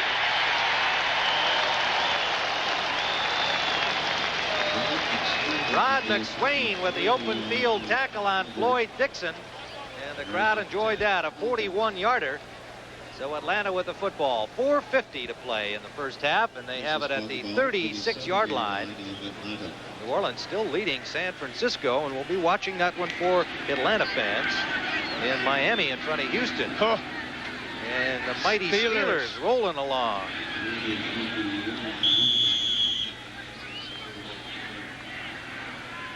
Eagles, a tough defense under Buddy Ryan, shutting down people. And look at this, the Giants in Dallas, they're locked into defensive battle. York on top. Keep you up to date on that one. First down from the 36-yard line. Riggs, nowhere to go. Solid defensive play by the Patriots out the left side. Johnny Rembert and Roland James. 38, Roland James, a strong safety. He's the one defensive back that New England asked to support, come up and stop the run. Coming inside, good head, just got square to the runner and then drove him down and made the tackle. Veteran from Tennessee. He feels they've got one of the best secondaries in the league. Puts them in the category of Raiders, Chiefs, Cardinals. All recognize the good ones. 2nd and 11. On the draw, it is Riggs, and Riggs breaks a tackle and has the first down and then some. What a load that man is when he gets a little acceleration going. A flag down after the play was over. Gerald Riggs for an Atlanta first down in New England territory. 16 yards.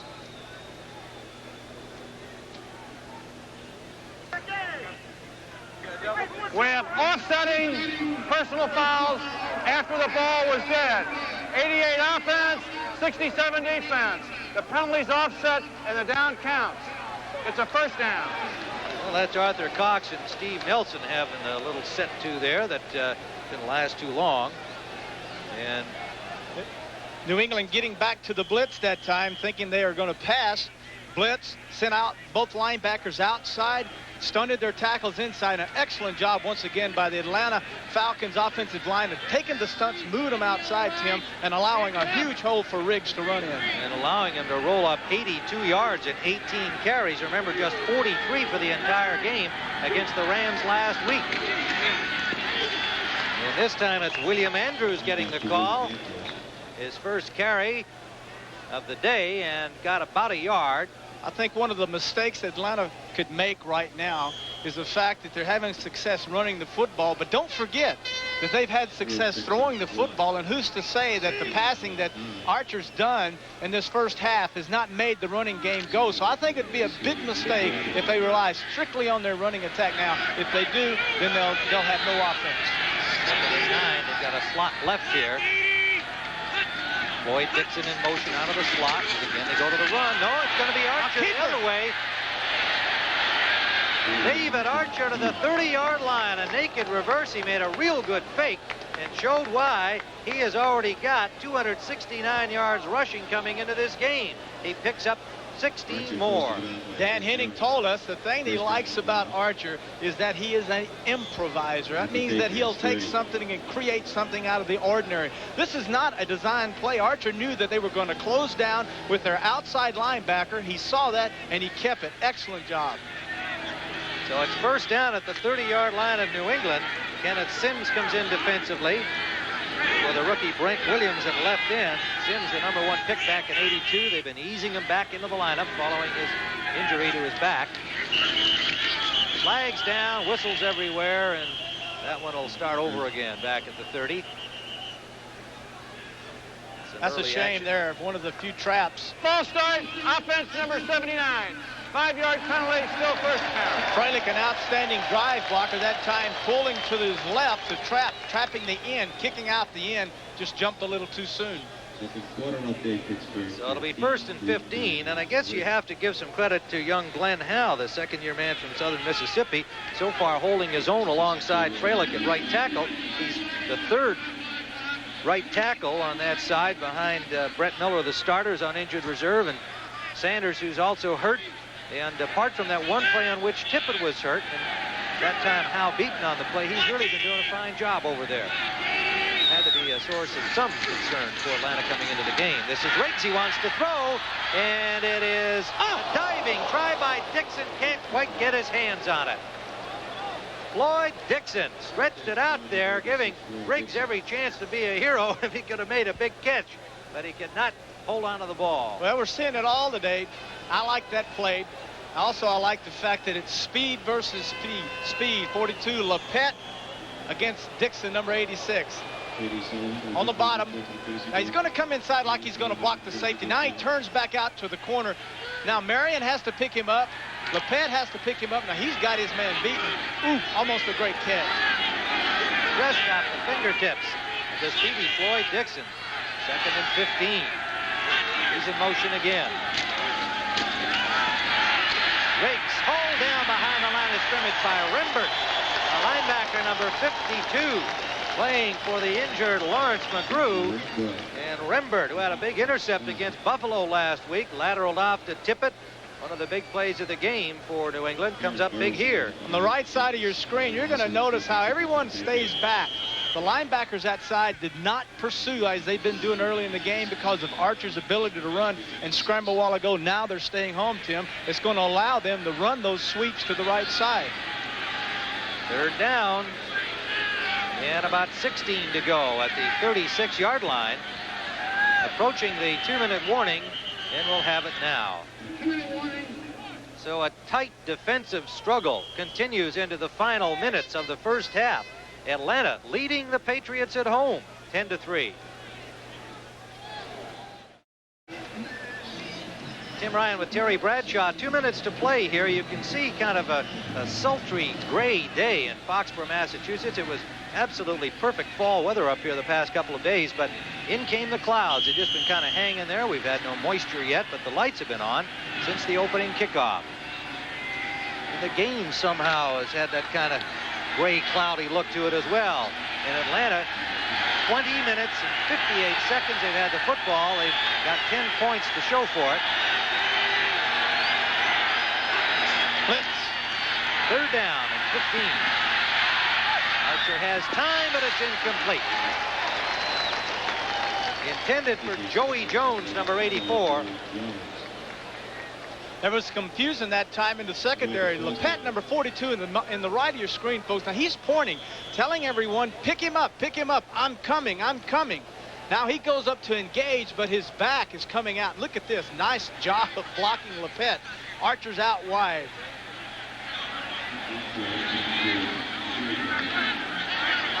So Luckhurst will try his 3rd field goal of the day. He's got one. He missed from 32, and this one he will be trying from the 44-yard line. A 54-yard try is blocked. The ball loose, recovered by Atlanta. Don Blackman got the hand on it, and the Patriots fans love it.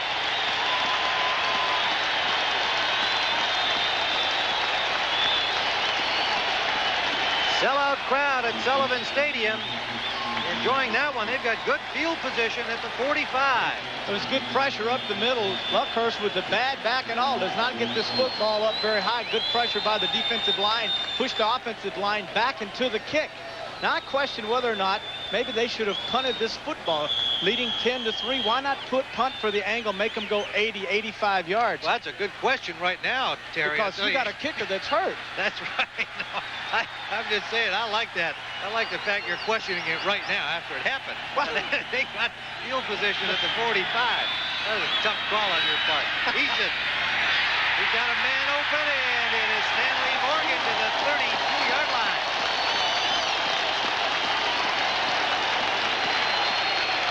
Hurry up offense. 2 plays are called, setting the team, giving the snap count. 21-yard gain, and the Patriots with a chance to tie things up. Collins. Oh, there comes the flag. Collins out at the 25-yard line of Atlanta. Got a flag on the play. Herman Edwards drove him out. Clock stopped at 1:22 to play first half. Holding. 27 offense, holding. 10-yard penalty will replay the first down. Greg Hawthorne, the tight end, Terry, a lot of fans wonder why he still wears that number. Well, when you're a vested player in the National Football League and you're moved to another position, you don't have to change numbers. He came in out of college. He wore 27 his entire NFL career as a running back. They moved him to tight end, which is an 80 number. But since he already had 27, he was a vested player. He was allowed to keep the number. Don't forget, at halftime, we'll be going to the NFL today. Brent Irvin will with scores and highlights. And a special feature: to be successful in Hollywood, you have to know how to cast your stars. But the LA Rams have had a hard time finding their own leading man. That story is coming up at halftime in the NFL today. You know, one of the other problems that they have with New England is that outside of the fact that Greg Hawthorne has a 27 and he's a vested player, do you know that New England has no more 80 numbers to give out? They're fresh out of 80 numbers. Maybe you go to the 90s, huh? Could be. Old Greg's going to keep that 27, and his coach thinks he's going to be a fine tight end. But the penalty drops Atlanta back. They're in the shotgun at the 43-yard line of Atlanta. Eason going deep to Fryer, and it is almost picked up by Brett Clark. Clark, who has one interception and has had 2 more good opportunities, couldn't squeeze that one, but he broke up the play. Just a great move. I tell you, these defensive backs have great burst for the football. Defensive backs are supposed to have the burst. They're also, the reason they're defensive backs is because they don't have the ability to catch the football, or else they would be wide receivers. Now, there's a good example there. Clark moving in for the interception. He's got one already today. Hands on it. That's the 3rd one today. The defensive backs for Atlanta dropped him. They made a deal for young Brett Clark with the Raiders. He's been in the USFL, and Atlanta really wanted him, and they got him, and he's been doing the job. 2nd and long, some pressure on Eason. Good movement by Eason, and it is caught. Beatty, the backup tight end, gets down to the 27-yard line and out of bounds, most importantly. 1:06 to play.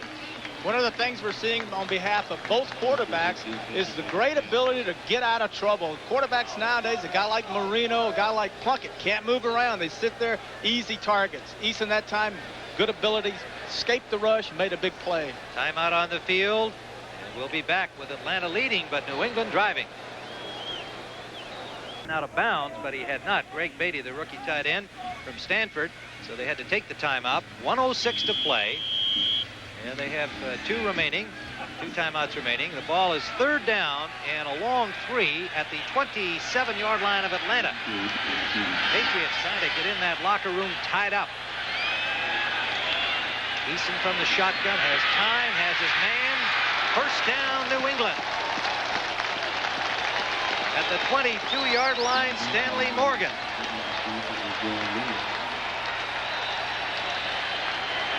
If Collins had just pumped this football instead of hitting Morgan with it, Tony Collins was wide open in the end zone for a touchdown.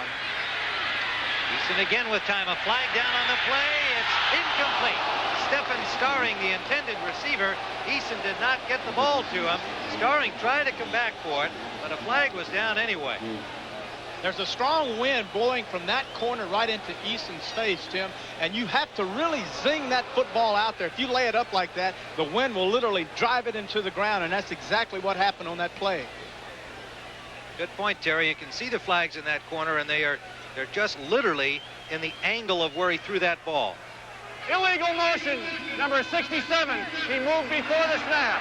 5-yard penalty, still 1st down. So Steve Moore, I think this time he probably keeps his mouth shut, right? Left side, you can see left tackle Steve Moore. There's the movement right there. You can't do that. Once you establish yourself, you cannot move. So 1st and 15, the Patriots. 39 seconds on the clock.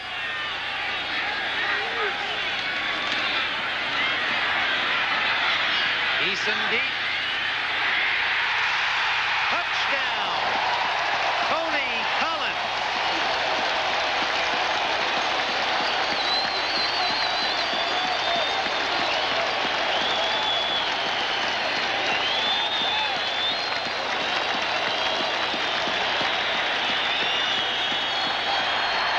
Interburn, 57 defense.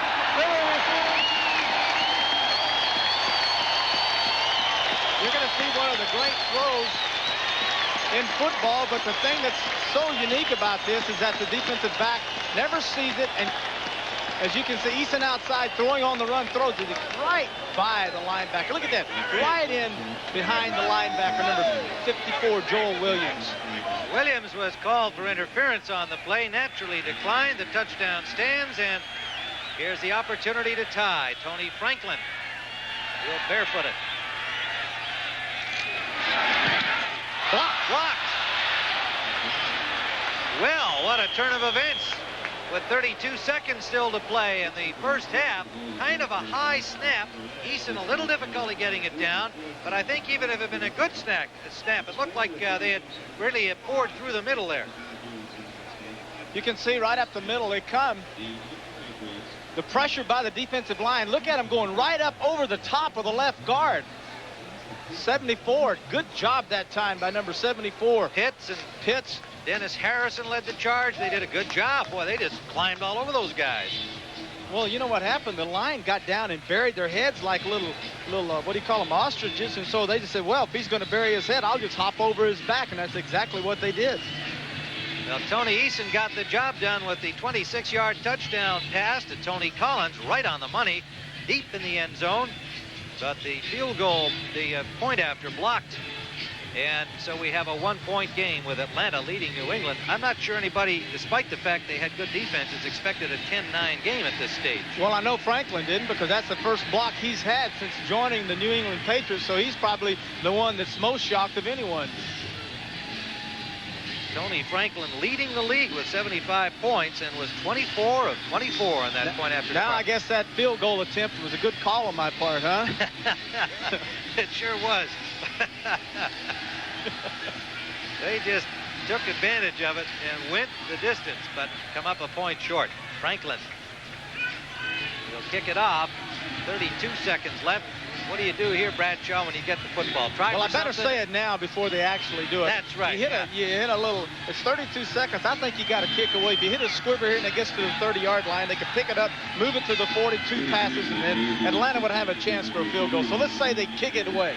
Okay. And he does. It's going to be short nonetheless. Comes down, but takes a bounce for the Patriots and goes out of bounds. They'll have to do it over again. Cliff Austin, the deep man, watching that one slice out of bounds near the 10-yard line. I think the Pat's saying that a Falcon touched it. I don't believe so. Illegal procedure, a 5-yard penalty, a kickoff out of bounds. So they'll back it up, and Franklin, he's standing back there. He knows he's going to have to do it again. He's already got his tee up there at the 30-yard line. You know, he lost some weight. You know, he was having those problems kicking. He got his weight down to 172 pounds, back to his college days, and swinging that leg a lot better. A little lighter on your feet, makes a little lighter in your leg, and can really drive that ball down there. You know, he has a long of 47 yards this year, but he's missed recently 3 from 42, 45, and 47, and the little things that go on in these kickers. He noticed that he was lining up a little bit too deep, so he was kind of reaching for the ball with his kicking leg, so they corrected that, saw it in the films, and worked on it, and he says he's been booming them well in practice, hasn't had an opportunity for a long one since those misses, but on the season he's 17 of 23, and a solid performer since coming from the Eagles. Not a big fan of Dick Vermeil's, and I don't mean as an analyst for CBS Sports. Tony was not exactly enamored of Coach Vermeil when Dick Vermeil was at Philadelphia. Happy here under Ray Berry.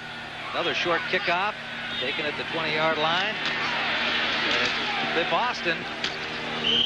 Austin gets close to the 40-yard line, and we have 26 seconds to play. Now what do you do, quarterback? Well, you've got 26 seconds left. Time for three passes. You need to get the ball to about the 30-yard line now, and we understand Luckhorst has a bad back.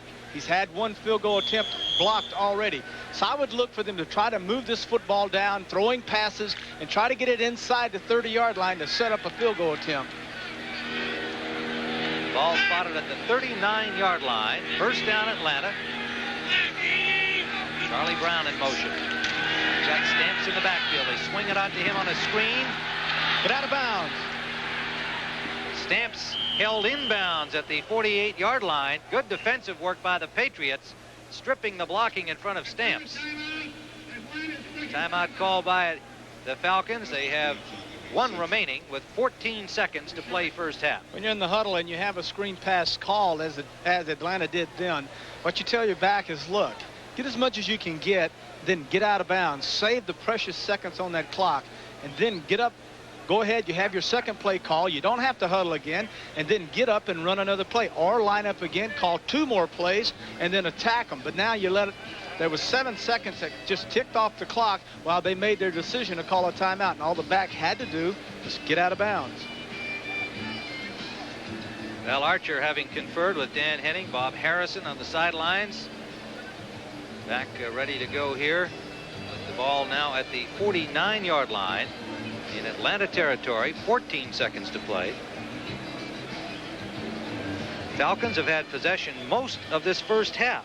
But if you joined us along the line, they scored on their first drive a field goal, picked off an intercept, went in, got what they thought was a touchdown, but was stripped away in the end zone from the tight end Arthur Cox, and then missed on the second field goal try. Play action. Deep sideline, incomplete. In and out of the hands of Charlie Brown. Brown knew he was right at the sideline. The ball was probably already out of bounds. You could see him trying to just keep himself in, and by doing so, he couldn't reach the ball. One of those double layer passes where you bring a receiver underneath to hold the corner, and then take a receiver like Brown and run him out beyond that corner and in between the safety, and then try to drop the ball in. Wasn't quite enough room that time for Archer to get it to Brown. Also, if you join us along the way, Andre Tippett left with a knee injury. We're awaiting a more full report. They were taking x-rays. We've heard nothing more since that time, but the big man of the Pats defense out of the game. At the left side for Stamps, blockers in front, and Stamps can turn it loose, and he does. Bounces off one tackler, but again in the middle of the field, and time expires. So we'll go to the locker rooms at halftime here at Sullivan Stadium. Ray Berry and Dan Henning, the coaches, with a 1-point margin, and it is the Atlanta Falcons having that 10-9 lead with the blocked point after, the difference in the game, and Ray Berry with some question marks for the officials, referee Gene Barth. And at halftime at Sullivan Stadium, the score stands Atlanta 10, New England 9.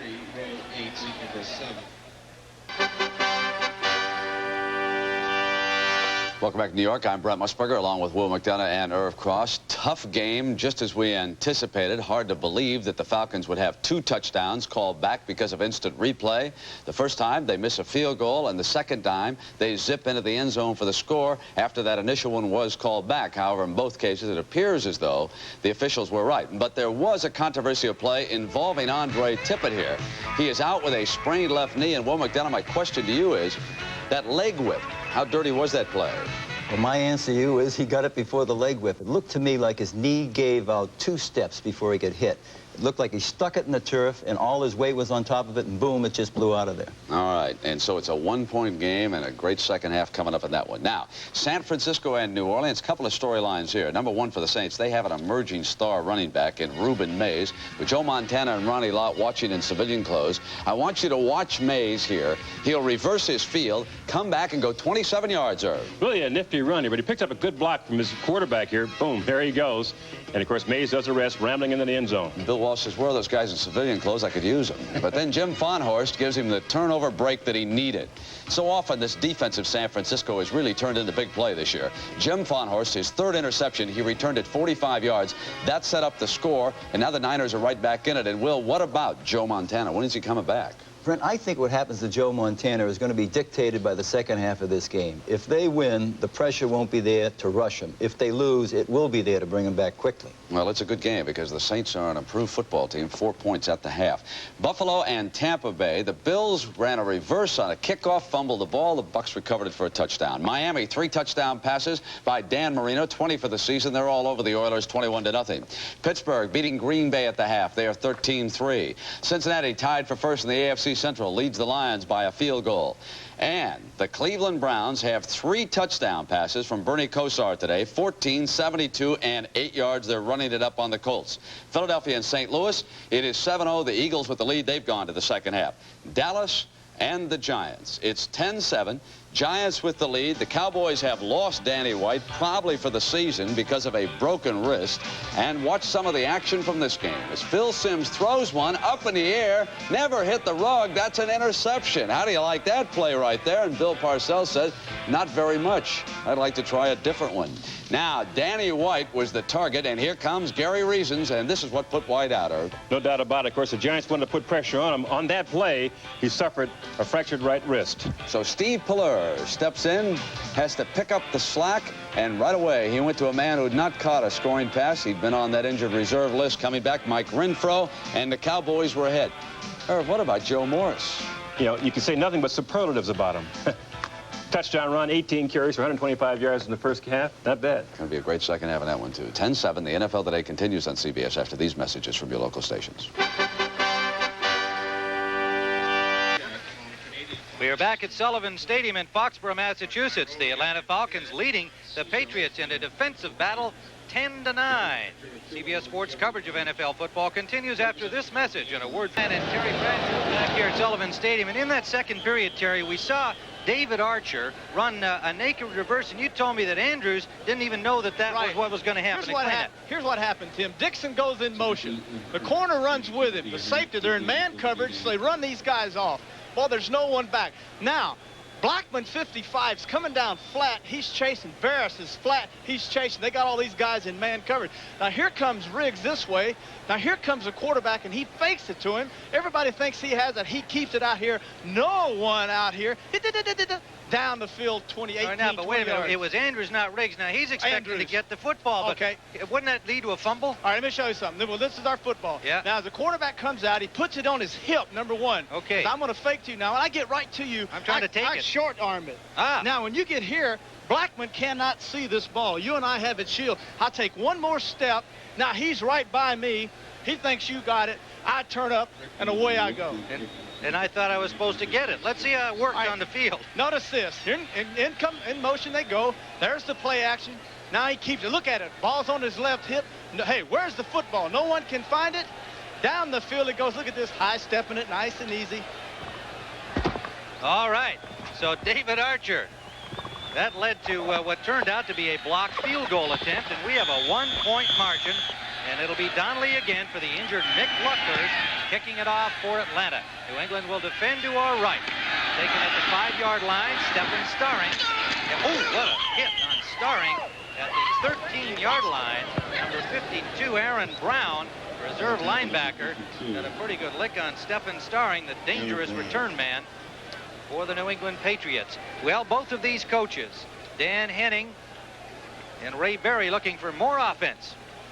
Stephen Starring, McNeese State, one of the really fine college quarterbacks. As you see, he's outside, whoop, right upside the head. Good stick. Aaron Brown. Okay, first down from the 18-yard line. Stopping Starring behind the 20 is something most teams have not been able to do this season. Tony Eason, the quarterback, will throw on first down. Complete for a first down to Irving Fryer. To the 42-yard line, the dangerous and speedy Irving Fryer. Robert Moore made the tackle there. 24 yards on the play. You have to respect Fryer's speed, Tim, and Moore had him man for man, played off of him 15 yards. Very easy for Fryer just to drive more deep, got his hips to turn. The minute he saw his hips turn, he broke it down. Eason got the football to him. Fryer's had 3 passes in recent games that would have been touchdowns if he had held on. He dropped them. And Fryer says, you know, they were so easy, they were hard. Well, he worked awful hard in practice, 200 balls a day, Wednesday and Thursday, and he hasn't dropped one yet. Stanley Morgan. He's been the consistent receiver for the Pats all season long. Joel Williams stops him, but not before a gain of 8. Keep in mind, Coach Raymond Berry said the thing we want to establish is a running game. We want balance between our passing and running. What are they doing in the second half? They're saying, hey, we can't run the football. Let's throw it. Guys are wide open. They're executing extremely well. Second down and 2. They've got 2 tight ends in now. The rookie Greg Beatty joining Hawthorne.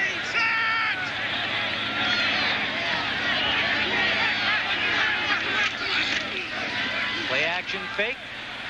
Eason with a lot of time.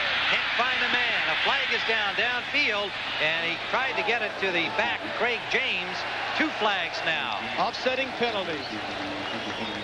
You're going to have a hold on offense. You're going to have a hold on defense after the first flag was thrown. Gene Barther, referee, the man in the black cap. See, actually, the first flag was thrown on the offense, the second one on the defense. We have multiple holding fouls against the defense. Number 50 and 51, a 5-yard penalty, and a first down. Well, good call, Terry. They've got a holding call. The first flag wasn't on New England. It was on Buddy Curry, 50. He's on Craig James. Now, James is coming across the middle. He got a little hook on him there. Got a little hook, but a very little hook. Now, that's the second flag that was thrown right there.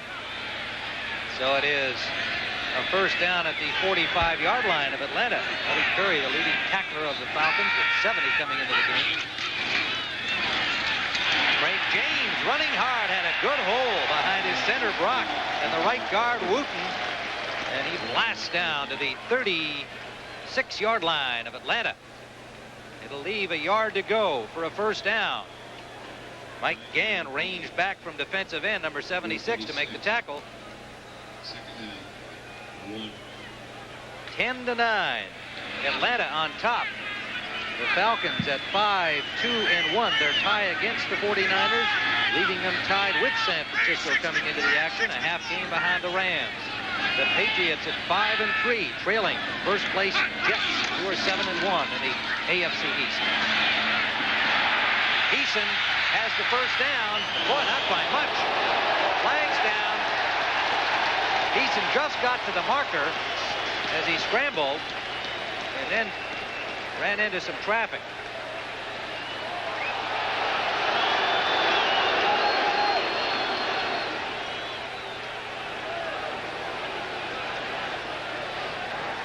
Personal foul, piling on.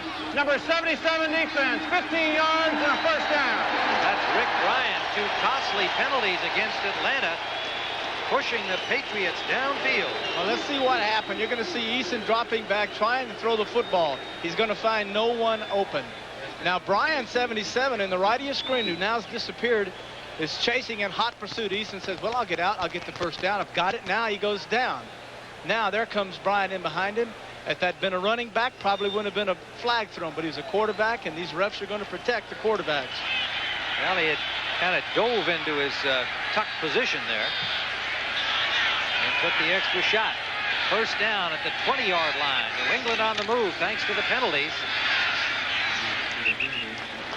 Craig James getting the ball more often here in this opening series of the second half. Pitts and Curry on the stop, but Craig James, the 3-year man from SMU, picks up 4 yards, leaving 2nd and 6.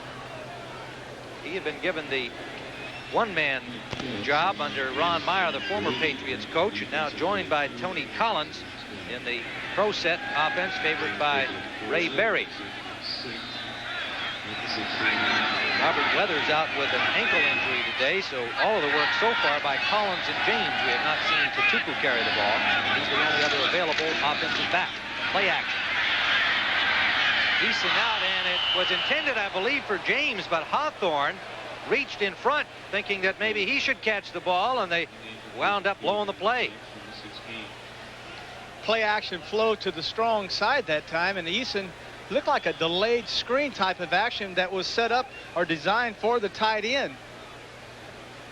Top right of your screen, see James 32. Now there's Hawthorne 27. Now Hawthorne's outside. This is a screen setup in which Hawthorne actually messed up. He should have released and gone downfield, and that ball should have been caught by James. So it leaves 3rd down and 6. They need to get to the 10-yard line for a first down. So an early big play here in the second half. Pressure on Eason, just throws it away. He saw that blitz coming, unloaded to the corner, nobody there to catch it, and it brings up 4th down. Sometimes you can say brilliant when a player makes a great play or a great pass. That's a great play. This time Eason, this is a great play. Costello coming in 56. Eason knows he's going to get nailed. He unloads the football to avoid a sack. 18-yard sack would have taken him out of field goal range. So Tony Franklin comes in. and he is marking with his foot at the 23-yard line. It'll be a 33-yard try for Franklin. He was 17 of 23 in the field goal department. Had a point after block in the first half, but connects from 33 yards away. And the New England Patriots have taken the lead. We are early in the second half at Sullivan Stadium. And the score is now 12-13 to 9 for Atlanta. Well, you've heard the old adage, don't believe everything you read. What indeed the score is, New England 12, Atlanta 10. As we had started to say, the Patriots taking the lead for the first time in the game today on the field goal from 33 yards out by Tony Franklin. And the wave is underway as the fans appreciating the fact their squad is finally in front. 11:15 to go, third quarter. Franklin's kickoff taken at the 14-yard line by Cliff Austin. And he gets out to the 30 for the Falcons. Austin playing with a sore foot. Has been used primarily on kickoff return duty. Ed Reynolds made the tackle. Remember, Andre Tippett, having left the game with a knee injury in the first half, out of the game for the Patriots defensively, their sack star, leader of that defense. And in his place, Ed Williams, third-year man from Texas, number 54. First down, Atlanta.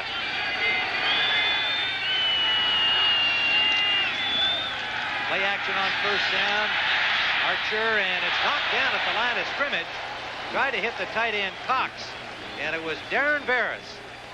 Darren Barris getting a hand on it, big number 60. Second and 10. David Archer getting the call from the sideline. Bob Harrison signals him in. Ed Reynolds in now for Steve Nelson. He was injured in the first half but came back to play, but it may be that what was an apparent knee injury to Nelson is bothering the veteran. Patriots hurting at linebacker. Second down, and Archer will scramble out of there. Trying to get to the marker, and he is stopped short of the 40-yard line. He'll be close to a first down. Sliding in where he's met by Rembert and Ed Williams. Bunch of Williams on this Patriots team. None of them related. Toby, Brent, Ed. No relation. Derwin Williams, the wide receiver on the offensive side. The thing that the Patriots are trying to do is to keep Archer in the pocket. Don't allow him outside, but the problem that time was they kept him in the pocket. But when he stepped up front, there was no one there to stop him, and he was able to run and barely just did miss getting the first down. Third down, about a half yard.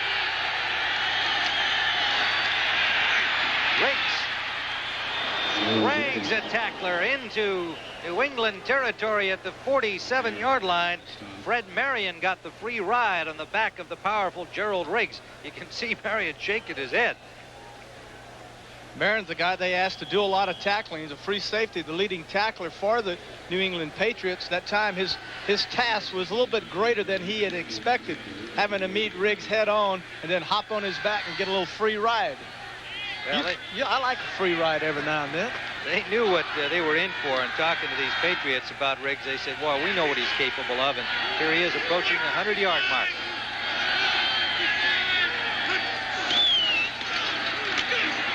And this time, William Andrews gets about 5, spinning off the left guard, John Scully, behind center Wayne Radloff. How would you like to one time hand the ball to Riggs, an all-pro running back, one of the great running backs in the National Football League, spell him for a minute, and then bring in William Andrews, the young man who he replaced when Andrews went down with a knee operation. In comes that William, and he looks to me like he's as healthy as ever as he drives up inside for 3-4 yards. It'll be second down and 7. Andrews stays in as they set back.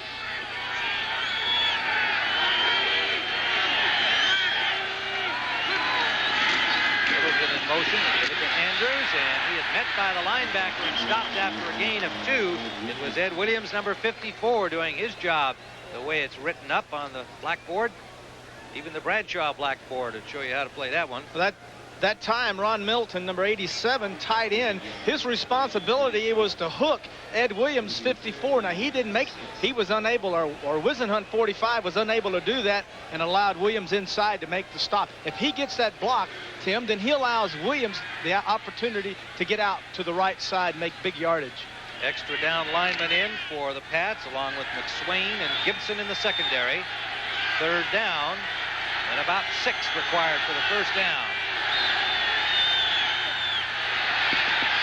Archer in trouble is dropped.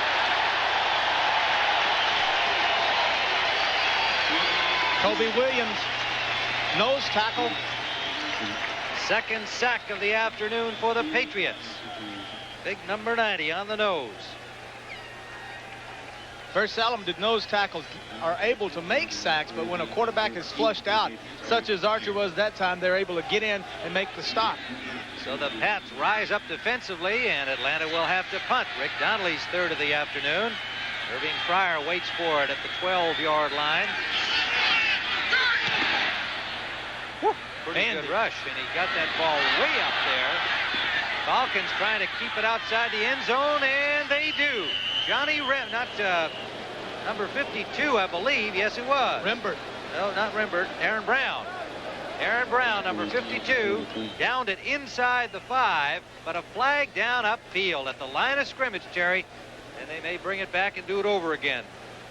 Falcons are working their way back upfield, so that 42-yard punt will be wiped out. Illegal motion for 30 on the offense, the left end. 5-yard penalty will re-kick. David Crudup got downfield too soon.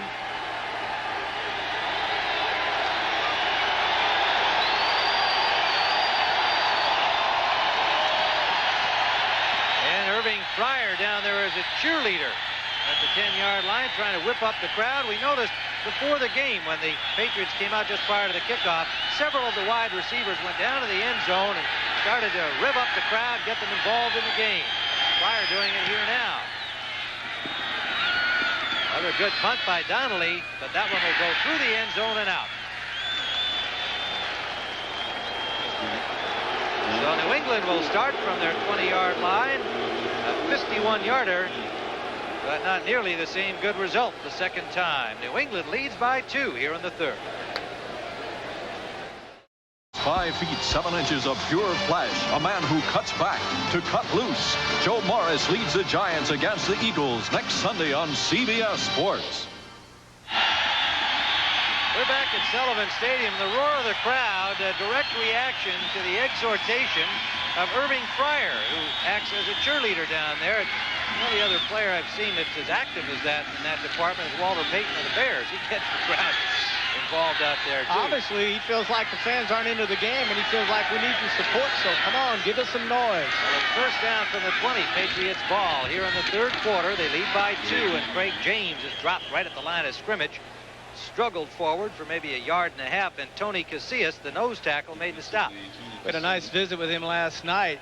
As you can tell, he said one of the things about this job of being a nose tackle is not the most pleasant task in the world. You're always having someone over your face right in, breathing on you, and every day, every game, it's a new player, and you have to learn how to pick up little things from them, you know. And he said, when I play him the second time, though, I know exactly what I want to do against him. Well, he held him to about a yard and a half to Tupu in for the first time with Collins in the backfield for New England. Eason wants to throw, and it is Hawthorne holding on for a first down out to the 39-yard line. Greg Hawthorne caught the ball in traffic and held on. So the Patriots get quickly upfield with that gain. 38-yard line after a 17-yard pickup. Yeah, Casillas says playing nose tackle, he says, kind of a doggy position. He said, that is just, you know, not a place you want to be. I said, well, what do you mean by that? He said, well, I feel like a fire hydrant a lot of the time. 2 or 3 guys on him on every play. You're going to see it again. He doesn't like, one of the things he does, look at him holding. This Brock is holding him. The old veteran is holding. One of the things he didn't like was the fact that he didn't get the sack. He wants to get more involved in sacks. All right, it is first down and out to Hawthorne again. And Hawthorne another first down inside Atlanta territory at the 49, forced out by Reggie Wilkes there.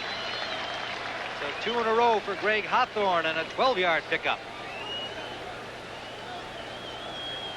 Raymond Berry said, you know, we really should be going more and more to Hawthorne. He said, our game is designed to get it to the wide receivers. That's the way I believe it should go, and we've got guys like Morgan and Fryer and Starring and Williams and Cedric Jones, but he said, we've got to get the ball more to Greg Hawthorne. We know he can catch it. Here we're seeing it.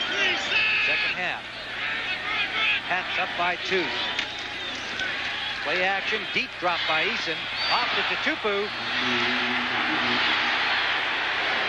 And Mosi Tutupu with a good piece of running after he caught the ball, gains about 5.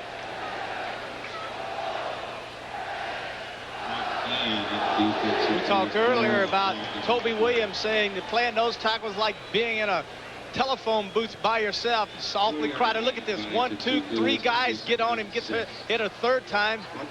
Still pushing off, trying to make the play. 2 more hits. That's 5. And then all he gets out of that is a shoe. Second and 6. Tutupu again, and Tutupu picks up maybe 2 yards on forward progress. We'll see where they spot it for him. Curry and Wilkes that time on the tackle. Could be a young man, Tony Casillas, as we go to him again. Maybe the young man that's defensive player of the year in his rookie year. Double teamed once again. There's the hit up inside, guard, center, both on him. He spins off and gets in and makes a piece of the tackle. Great attitude this young man has. He got poked in the eye last week against the Rams, and the Rams started to run the ball much more effectively once he was out of there. A new position from what he played in college, and willing to do it for Marion Campbell. Third down. About 5. Eason and almost picked off. Again, the rush. And Eason not getting everything on the ball. Into traffic down there, it was Scott Case with a chance to come up with the intercept. Mike Gann, 76, defensive left end, did a good job that time of getting in, putting the pressure, forcing Eason to unload the football before he wanted to. There's Gann. A pretty good defensive line with Casillas, Gann, and Bryan, and then Pitts, of course, backing them up when they go to their 4-down linemen. Rich Camarillo averaging almost 40 yards a punt on 3 tries this afternoon. He's standing at his 43-yard line. A 2-point game with 4:13 to go, third quarter. Short punt by Camarillo. Patriots bounce, and now back upfield right about the 15-yard line. It'll be down there, so it turns out all right for Rich Camarillo. And the Falcons will start with the ball at their 16-yard line, trailing by 2 here in the third quarter. A gray day in this part of New England. We are at Sullivan Stadium, where the New England Patriots lead Atlanta 12-10 in the third quarter, and a tough defensive battle in the first half, ending with Atlanta leading by a point, 10-9, but Tony Franklin's 33-yard field goal early in the third quarter has the Patriots on top for the first time today. First down, Atlanta at their own 16-yard line following the Camarillo punt. Gerald Riggs, flag down to the 25-yard line, stopped short of the first down by Marion and Ed Reynolds, number 95, reserve linebacker. And the holding call from Gene Barr signaled against the Falcons. And again, the story of the Pats' defensive injuries today. Andre Tippett going out. Steve Nelson playing hurt, has been in and out of the lineup. Lawrence McGrew couldn't start today because of a knee injury. Offense number 61 holding will repeat the down after a 10-yard penalty. John Scully, number 61, the left guard, does not agree with the call, naturally. Well, after that personal foul against the Steve Moore earlier, you notice that Scully just gave him a little lip service, kind of real quiet like. So it will be first down and 17 as they mark it half the distance.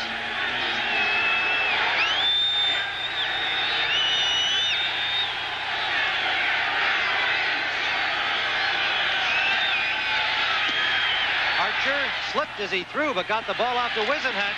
And Whisenhunt is pulled down at about the 14-yard line. Ed Williams on the tackle, number 54. We've had 16 penalties in the game so far, Terry, and they have really affected the rhythm and the tempo of this contest. Each team has taken 8, and there's been a lot of going backwards. Well, the tempo's been disrupted by the penalties. That time they had another linebacker blitz, 3 linebackers blitzed. Fullback stepped up, picked him up, and then Archer slipped as he threw the football to Wisenhunt. Wisenhunt with his blitz control, and he did a good job of catching it and getting for the yards back. 2nd and 11, Atlanta. Lloyd Dixon in motion. Darrell Riggs on the short side. Traffic. Good defensive work. Marion coming up to help out. And the linebacker Reynolds, number 95, in on the tackle. If you can get good defensive line play and good linebacker play where you're stringing people out, then you'll allow your secondary to come up and make tackles, such as what Marion, the free safety 31, did that time. Something that we can be looking for later, though, with the safeties getting so close to the line of scrimmage, Tim. I kind of would expect to see maybe a little gadget pass later by one of the running backs, because these guys are getting nose trouble and boom, go in right behind them for a big gainer. Nickel defense in for the Patriots on this passing down. Dixon in motion. Pressure on Archer, and he's sacked.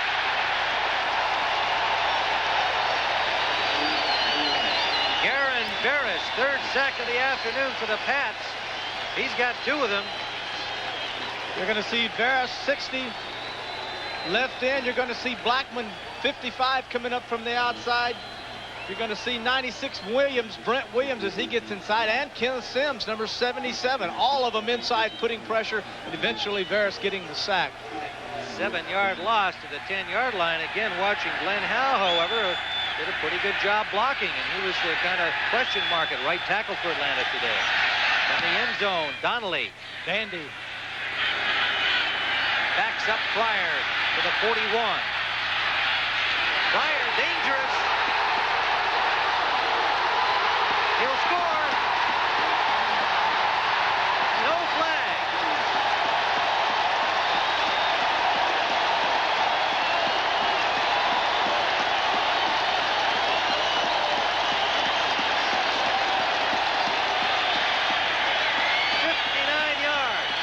Sometimes when you think you have someone cornered, the thing that separates one athlete from another is speed. And right now what you're seeing is just tremendous speed. Fire down. Now here's the cutback, but watch. Acceleration. Drives him past everyone into the end zone. Touchdown. Irving Fryer. 59 yards. The return of the punt. The 3rd-year man from Nebraska. And a happy wide receiver crew celebrating the score. And a player injured on the play. I believe a Patriot down.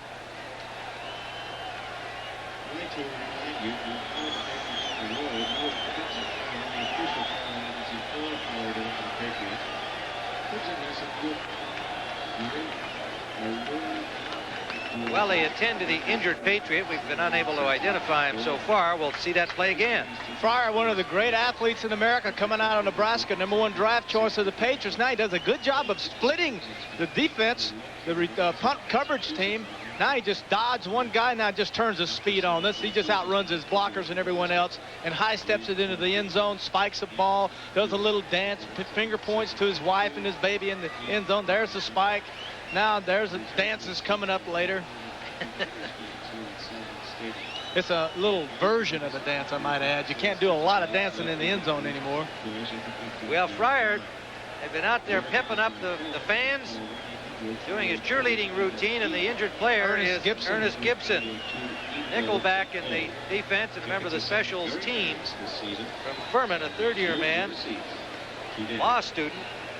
Ernest, and looks like a leg injury to Ernest Gibson. So the Patriots have had some people banged up today. Now Franklin will come in to attempt the point after to widen the Patriots lead. He had one blocked earlier after being perfect on the season, and he gets this one.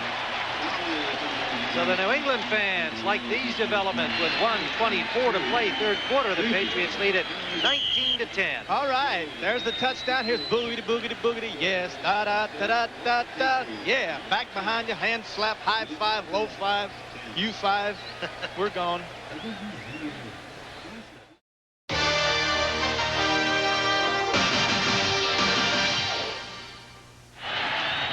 Tim Ryan with Terry Bradshaw at Sullivan Stadium, where you can see the rains have come. Ray Berry has pulled up the hood, but he's feeling a little more comfortable with things. And the sellout crowd here at Sullivan Stadium enjoying the electrifying punt return by Irving Fryer. Irving Fryer said just this last week, "I've lost confidence in myself." That referred to dropping a few passes that could have been scores. He's got to be feeling real confident right now. Short kickoff comes down at the 22-yard line. And it's Cliff Austin getting over the 25. And Atlanta will start from there, down by 9, time winding down here in the third period. Remember, next week, the NFL Today begins a full afternoon of NFL action on CBS. Some of you will see the Chicago Bears against the Tampa Bay Buccaneers. We saw the Bucs well out in front of their game earlier today. And some of you will see the Rams against the Saints, and Atlanta fans most interested in that battle. The New York Giants and the Philadelphia Eagles are a doubleheader game, another key matchup in the NFC East. You will not see the doubleheader game in Atlanta. First down, Falcons. Play action fake to Riggs. Archer deep. Incomplete, intended for Charlie Brown. Back on the coverage, Raymond Claiborne, number 26. Lippett on the other corner has 5 interceptions, and yet Atlanta felt that they could probably do some business over there. Claiborne, well, he has not got that number of interceptions, really hasn't been so busy, and I guess that means, Terry, that his coverage has been outstanding. Well, talking to Lippett and asking him about his interceptions, he said the main reason I've had them is because so many people are throwing on me out of respect for Claiborne on the other side. So therefore, I've had more opportunities. Claiborne hasn't. Today, they're throwing on Claiborne. 2nd and 10. 1:07 to go third quarter. Archer gets some time, has his man. First down at the 40-yard line. And it is Charlie Brown. You know what I've noticed today, which should not be a surprise with the quality of the receivers on these teams, we have seen darn few dropped passes. I mean, clean drops where the ball arrived and went in and out of the hands of a player who should have caught the ball. Well, that's true.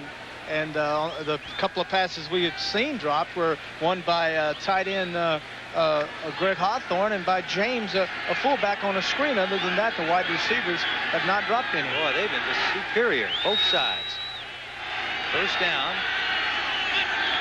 the 41-yard line of the Falcons. Riggs is hit behind the line. Somebody came free, Rembert, the linebacker, in there for Lawrence McGrew, and Rembert got him as he got the ball.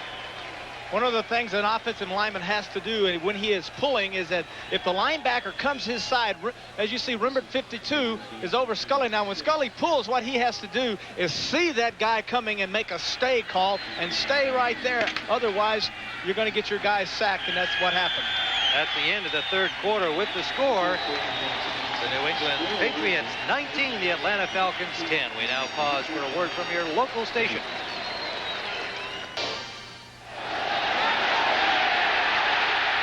Archer just got the ball off here as we return at Sullivan Stadium and completed it to Wisenhunt.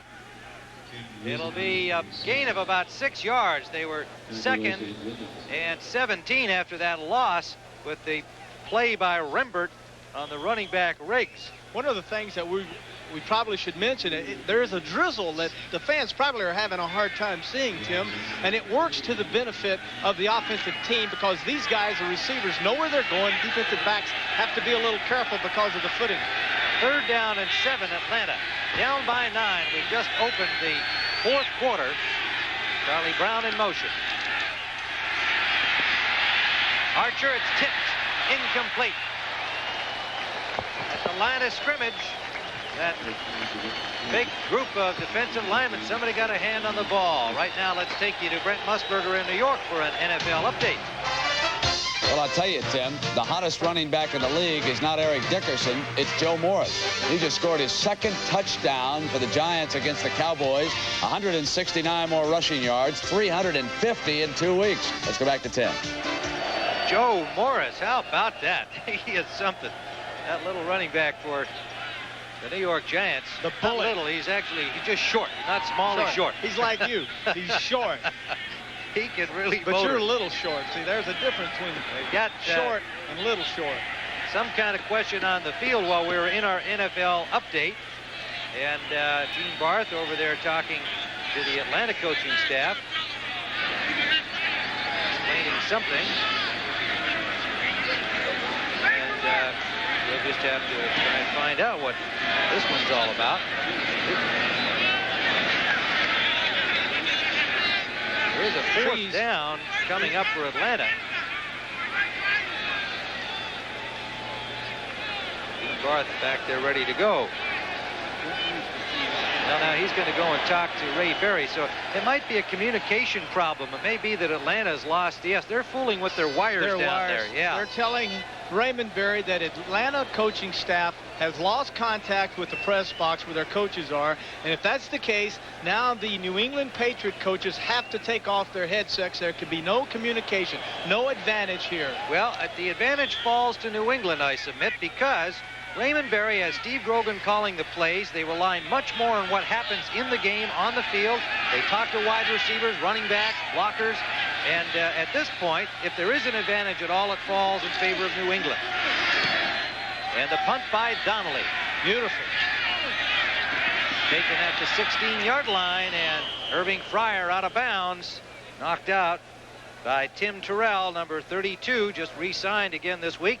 Been in and out of that roster of Atlanta over the last 2 or 3 years. Every time somebody gets hurt, they bring back old Tim. They did it again this week. He's the only guy that's been cut by Atlanta so many times. He's bought a home in Atlanta because he realizes he'll be called back again. 39-yard punt. Well, next Saturday, another chance to remind you that ACC action will feature the Tar Heels. How do you say that? That's Clemson. Clemson. Clemson. Is that better? Clemson Tigers. You got it. 2:30 Eastern time here on CBS.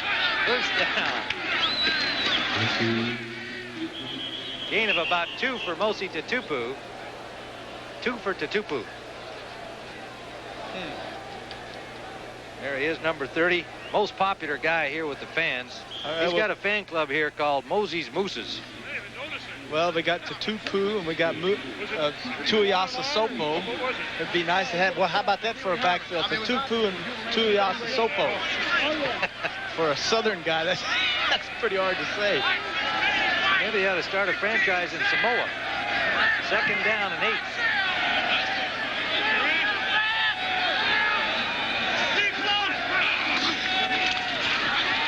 Has some time, and it is incomplete. What a hit on Hawthorne. Hawthorne, the intended receiver, and it was Crudup who really got a lick on him, and Gregg is getting up a little slow. He took that right in the midsection. At the very least, he had his wind knocked out of him. I don't see how in the world Crudup can go in like that. I, as an ex-athlete, as you look at Crudup, am amazed at the absolutely fearless attitude that these defensive backs have. That time Crudup full blast head just stuck it right into Gregg's ribs, and all I can think about is something bad happening to the guy delivering the blow, such as a broken neck. Crudup, 5'8", 185-pounder. Not a big guy, but he can really pop him. We're going to see this again. Now, Crudup will be coming in from the left of your screen. There's Hawthorne going for the ball. Now, look, watch this. Just dives right in there and just leads with his head. Well, and that's something that is in the rule book as a no-no. To use the helmet at all is simply illegal. But that one, perhaps happening so quickly, that was unseen. It always is more apparent when you're looking at it in slow motion, obviously, than at the actual time. Crudup, a young man, Tim, that's playing out of position, actually. He's really a safety forced over to play cornerback. Bobby Butler went down with a broken leg, and Crudup's been doing a fine job there. 3rd down, and about 8. Inside handoff. Collins, 1st down. Crudup on the tackle. Good call that time by the quarterback. Guessing with the defense, guessing pass, give him the run the ball with Collins. Now you come back. Now what are they going to do? They're going to run, they're going to pass.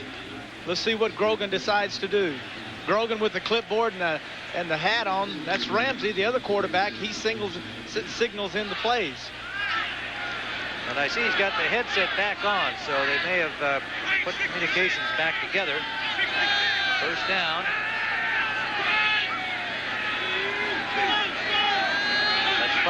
motions. Tupu headed behind the line and stacked up by 4 of the Falcons out that right side. Joel Williams, 54, the right outside linebacker, knocked off the block, got outside. Once again, we've talked about linebackers avoiding the initial block and then forcing the runner back inside where all the motion is coming from. Williams, 54, did a good job that time of forcing Tupu back inside. Rick Bryan and nose tackle Casillas cleaned it up. No gain, second down. Tupu, that's hard to say. Mosey, second and 10. Blitz. Eason steps up inside of it and has a man. Collins.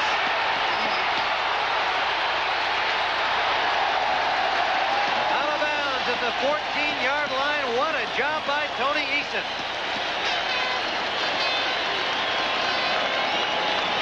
Eason last week against Buffalo, career high 55 yards rushing.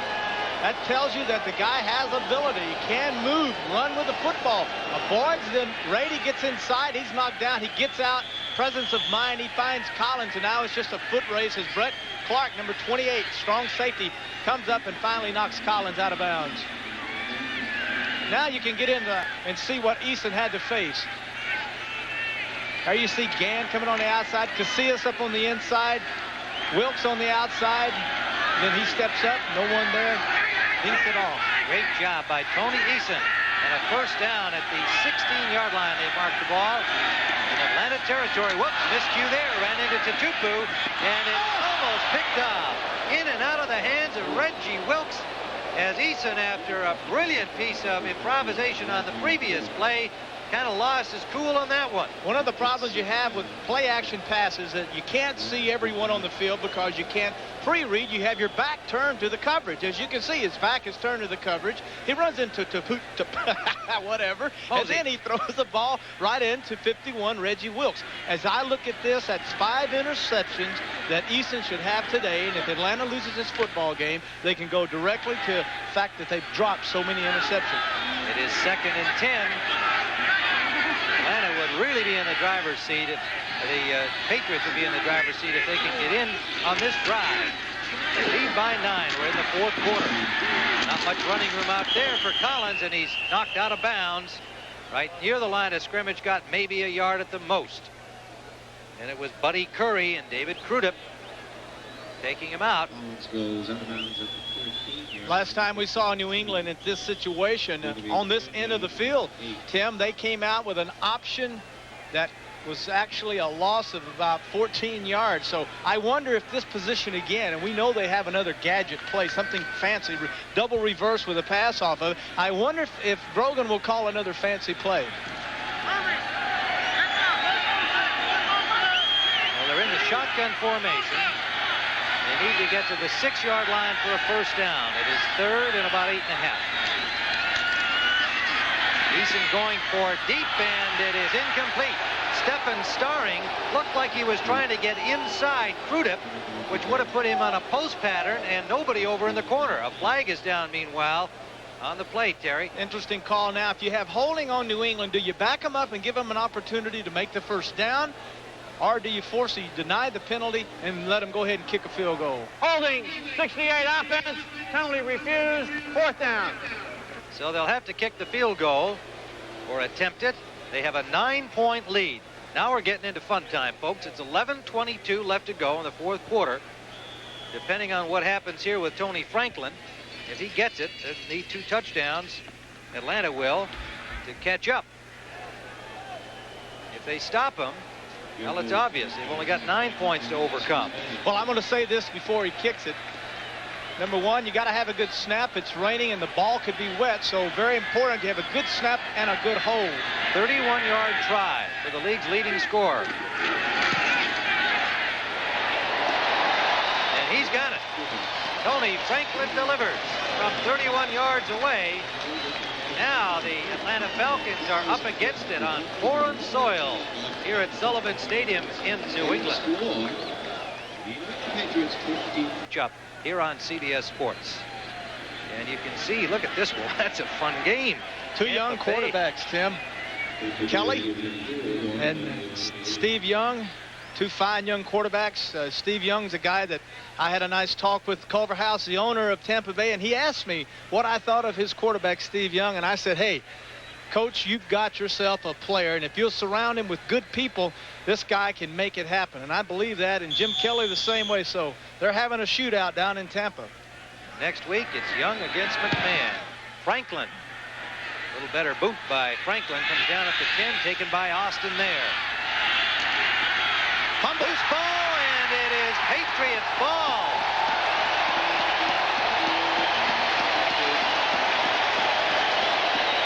Stephen Starring, with a nice piece of athletic skill, grabbed hold of that ball, didn't try to do anything more with it, keep possession. Well, at night when Raymond Berry first came here, they only recovered 8. New England, 8 out of 33 opponents' fumbles, and since he's been here, they've done 24 recoveries out of 35 fumbles, and this is why. They stripped the football, Austin drops it, and then it's finally recovered. And it was old Mosi who knocked it loose here, I believe. There it is, number 30, Mosi Tutupu. Diving tackle, got a hand on the ball. Well, shut the door time for the Patriots if they can get it in from here. Attacking. Eason, incomplete, tipped away. Intended down the middle of the field. Joel Williams tipped it away. It was intended for Stanley Morgan. And Williams, number 54, with a hand on the ball. Boy, a most opportune time for Atlanta to fumble the football, an opportunity to get the football down, get back into the football game. Now, as you said, Tim, they turn the ball over to New England on the 20-yard line, going in, explosive offense, number 1 in the AFC. They can put the game away by scoring a touchdown here. 15-31 is Tony Eason, 263 yards. He has a 2nd and 10, gives it to Tony Collins. Collins picks up 6, maybe 7 on the play. Tony Collins from East Carolina, number 2 pick in 1981, lost his starting job when they went to the one-back. Craig James was the runner for Ron Meyer, the previous Patriots coach, but now back in the action under Ray Berry. An injured player on the field. Looks like Rick Bryan of the Falcons, number 77, is down. Having what they're saying in Atlanta is an all-pro year at right defensive end. 3rd year out of Oklahoma. Well, they can't afford to lose any more players. They've lost Johnson. Bobby Butler at left corner, 2 starters right there.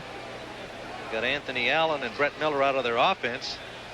The Pats having a tough time today. They already have Lynn Dawson down, of course, probably for the season from their offensive tight end position. And then today, losing Andre Tippett. Steve Nelson has been in and out of the lineup. That's yeah, right. with a bad knee. And Lawrence McGrew unable to go today because of a knee injury. Their outstanding linebacking core, they must be grateful for the depth because they've been getting good performances today from Rembert and Ed Williams and Ed Reynolds filling in. Have been doing a fine job. So Bryan being assisted off. It doesn't look like it's too serious, but he's out of the lineup. Pitts comes on the field, number 74. And it'll be 3rd down and 6 for the Patriots, trying to put this game away. There's Pitts. Dennis Harrison also in, another of those former Eagles picked up on waivers from San Francisco. Marion Campbell had Wilkes and Williams and Harrison and Herman Edwards up in Philadelphia. Knows what they can do and knows, most importantly, they know his defense. Well, he needs them all right now. Big play for Atlanta. And they have stopped the Patriots' inside run on that play, but setting up another field goal opportunity for Franklin. Tutupu stopped by Joel Williams after getting to the 16-yard line, and Franklin will air out that naked foot again. Well, that's one of those times where you got to kind of wonder what their thinking was. Needing 6-7 yards for a 1st down. They've thrown the ball well, made things happen. Eason getting out of the pocket, so I kind of expected maybe an option to Collins that time, but not a quick dive play. All that did was set up Franklin for another field goal attempt. Now does Eason go back and tell Steve, boy, that call stinks? Huh? What a lousy call. You want to Steve. run that call? You get out here and run that call. Franklin from the 23-yard line, and it is good. Another field goal by Tony Franklin, and making things look awfully dark under dark skies in Foxborough for the visiting Atlanta Falcons, 25-10. And blow in from the northeast, and the rain has really arrived heavily now here at Sullivan Stadium. A 15-point margin for the Patriots, who stand at 5-3 in the AFC East Division behind the leading New York Jets. And Dan Henning saying, come on, guys, there's lots of time on the clock, 9:38. But they are trailing by 15 points, 25-10, on 4 field goals by this young man, Tony Franklin.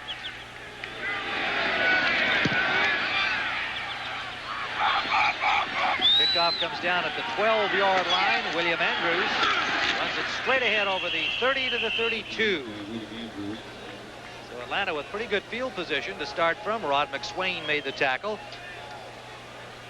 But the Falcons have got to make something happen offensively, because here's what they've been doing. That will not get it done. From their own 30, from their own 16, from their own 26, they've had 3 punts, and then the fumble kickoff, a real killer on the last one.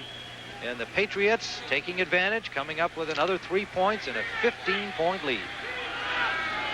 Tim Ryan and Terry Bradshaw in the rain at Sullivan Stadium.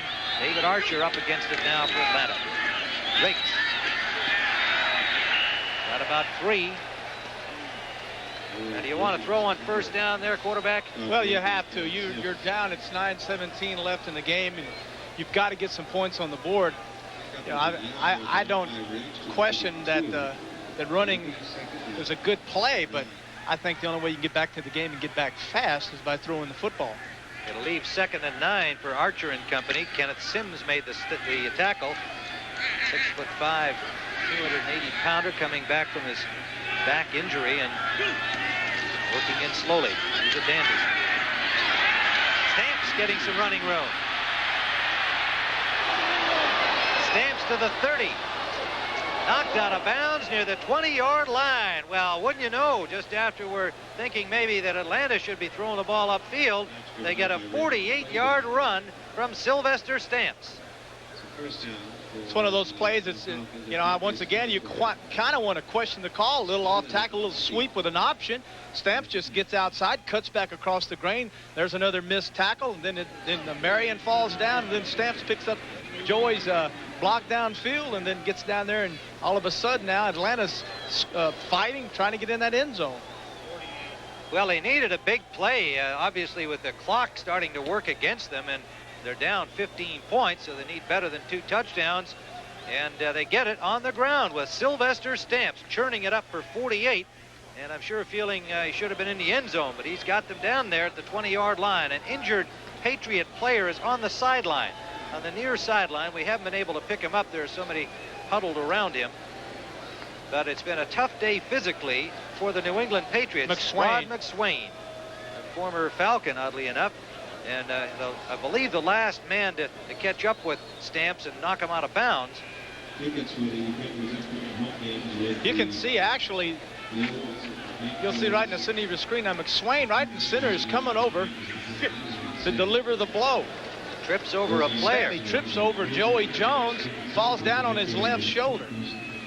Well, we've seen 2 of those injuries, although this one appears not so serious as Andre Tippett. Tippett gone with a knee. We had no later report on Andre Tippett's the severity of his knee injury. Let's watch this one again. Sylvester running down the sideline. Joey Jones making a great effort to give him some help downfield. Now there's as you see, there's McSwain diving across Joey Jones, landing on his left shoulder. He is favoring it coming off the field, and we are now advised that it is a knee sprain. Jeez, Andre Tippett.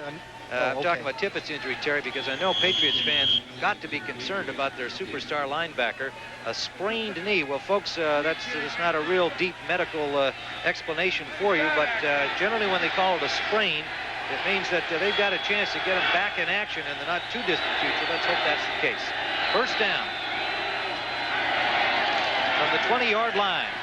Archer gets lots of time, hits a man up the middle, and a good catch by Riggs out of the backfield. Gerald Riggs bobbled it momentarily, but held on and has them now at the 12-yard line. One of the things that Atlanta likes in their offense is the fact that they can get their single back, Riggs, the only back in there, out underneath. If the linebackers drop deep, he goes down there 7 or 8 yards and turns around, and then the quarterback just pops in the football. That time they jumped into man, and then Riggs went down, made a little fake outside, came back inside, and Archer hit him with the football.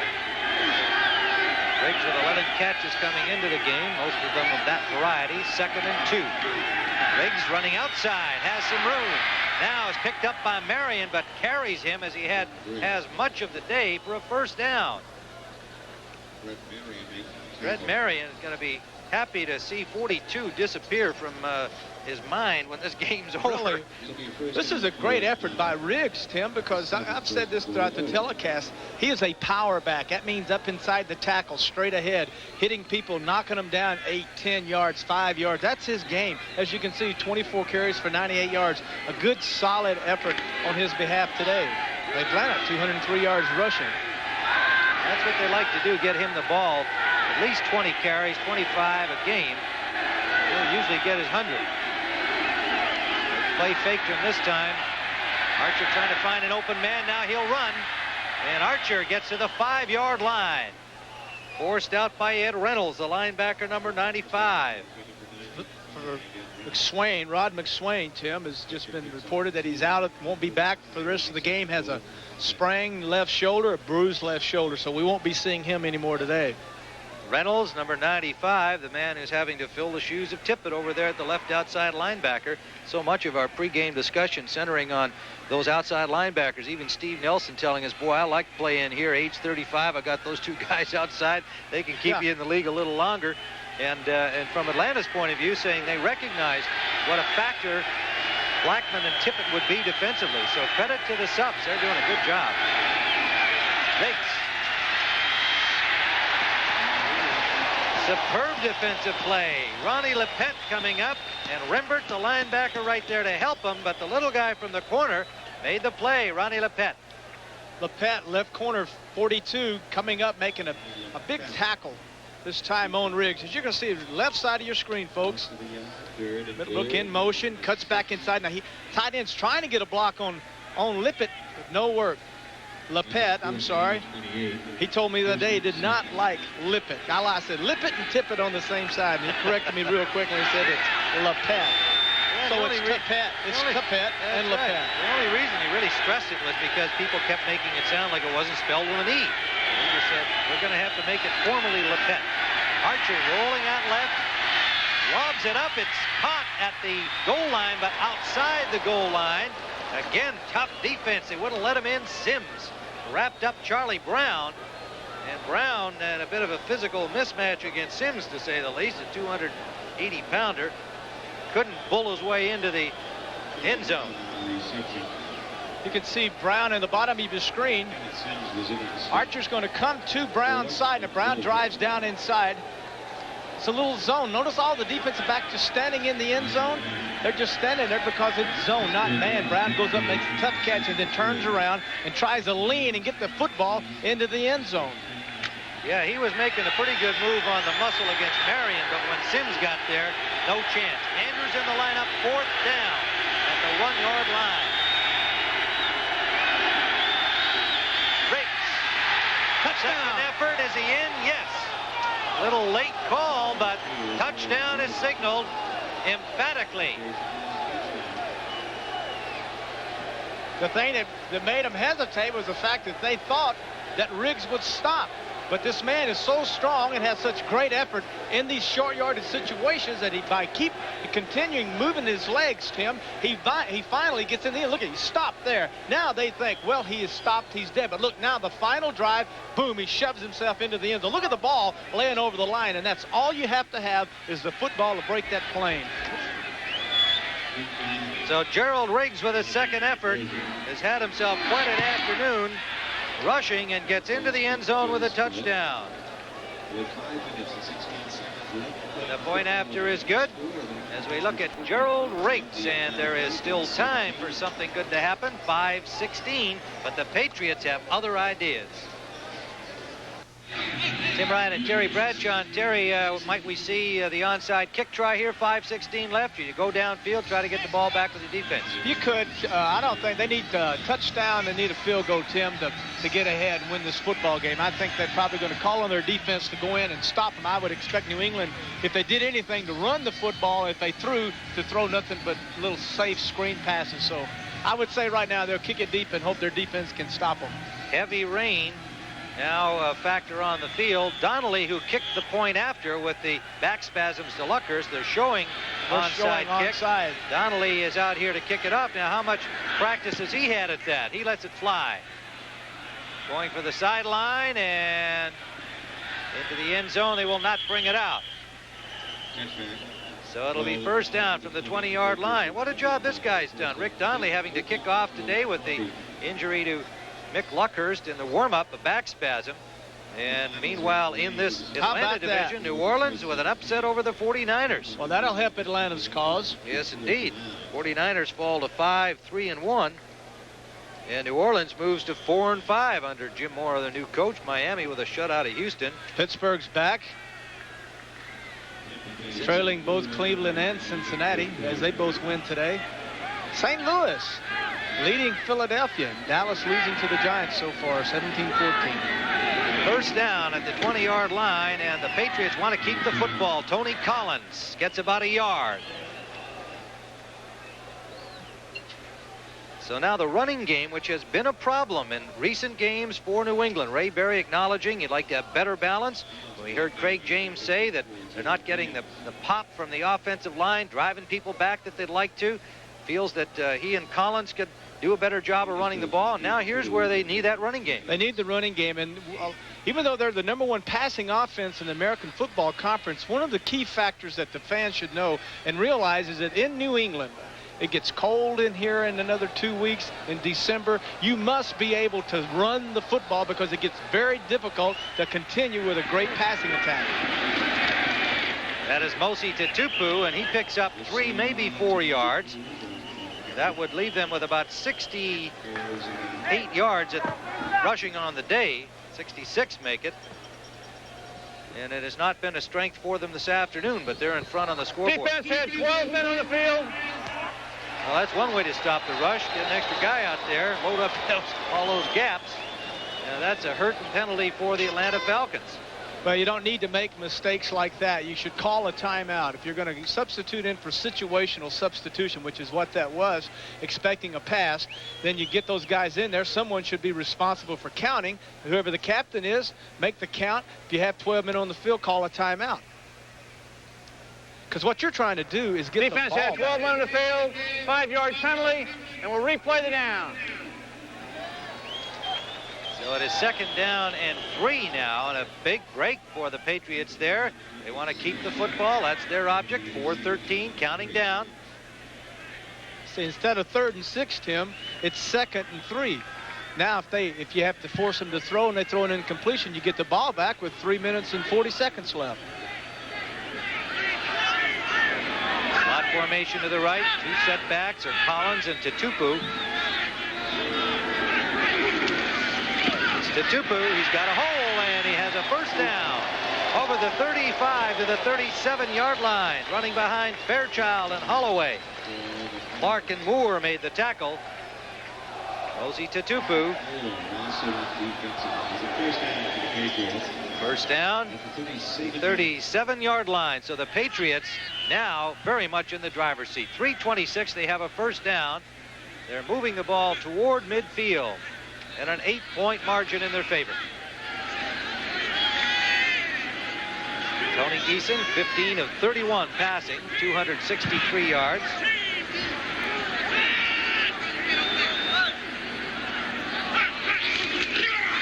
Tupu again battles his way for 3 yards to the 40-yard line of the Patriots. Patriots, they can hang on. Atlanta takes a timeout. If the Patriots hold on to their victory, they would move up to 6-3. Jets standing atop at 7-1, playing at Seattle, a later game. And with this timeout, a reminder that as usual on Sunday resumes at the 40-yard line. Eason discussing something as he shows his backpedaling ability with conversations with Grogan and Barry and saying, let's get this game over with. I'm getting wet out here. Had a good day. Made some big plays happen. 2 of them, of course, off of his scrambling ability. I think Archer's played a good game. Had some bad breaks, but I think overall he showed improvement, especially over the last 4 weeks. 7 out of the eye. They go to Tutupu. Tutupu's kind of a second-half player for the Patriots today. He didn't get much action in the first half at all, but he's had the ball much of the time here in the second. Another defensive timeout call to stop that clock. 2:53. You guys slow to get up down there in the pile. Some tired players. Remember, the Pats came into the game without Robert Weathers from their running back core. He missed it with an ankle injury. So Tutupu, Craig James, and Tony Collins carrying the load. This telecast presented by authority of the National Football League, intended for the private use of our audience. Any rebroadcast or other use of this telecast without the express written consent of the New England Patriots and the National Football League is prohibited. Penalty on the defense on the play. 5 yards and a first down. Well, in that pileup, somebody had a face mask grabbed, and things really going downhill for Atlanta in these final minutes of this game. And NFL action next week will be our doubleheader featuring Chicago and Tampa Bay in some parts of the country, and followed by our doubleheader game number 2, the New York Giants and the Philadelphia Eagles, except in Atlanta. Check the local listings to see which of the first games you'll be watching. Either the Rams or the Bears. Game 1, and then Eagles and the Giants in game 2. Tony Collins got just to the line of scrimmage. He's stacked up there. And then Atlanta calls the last timeout at 2:47. So what is happening here at Sullivan Stadium is that a lot of these people are leaving in the rain, and this is well known as the toughest place to get out of in the entire country in the NFL cities. So one thing with the timeouts and the rather slow pace at the finish here is that the traffic will subside somewhat.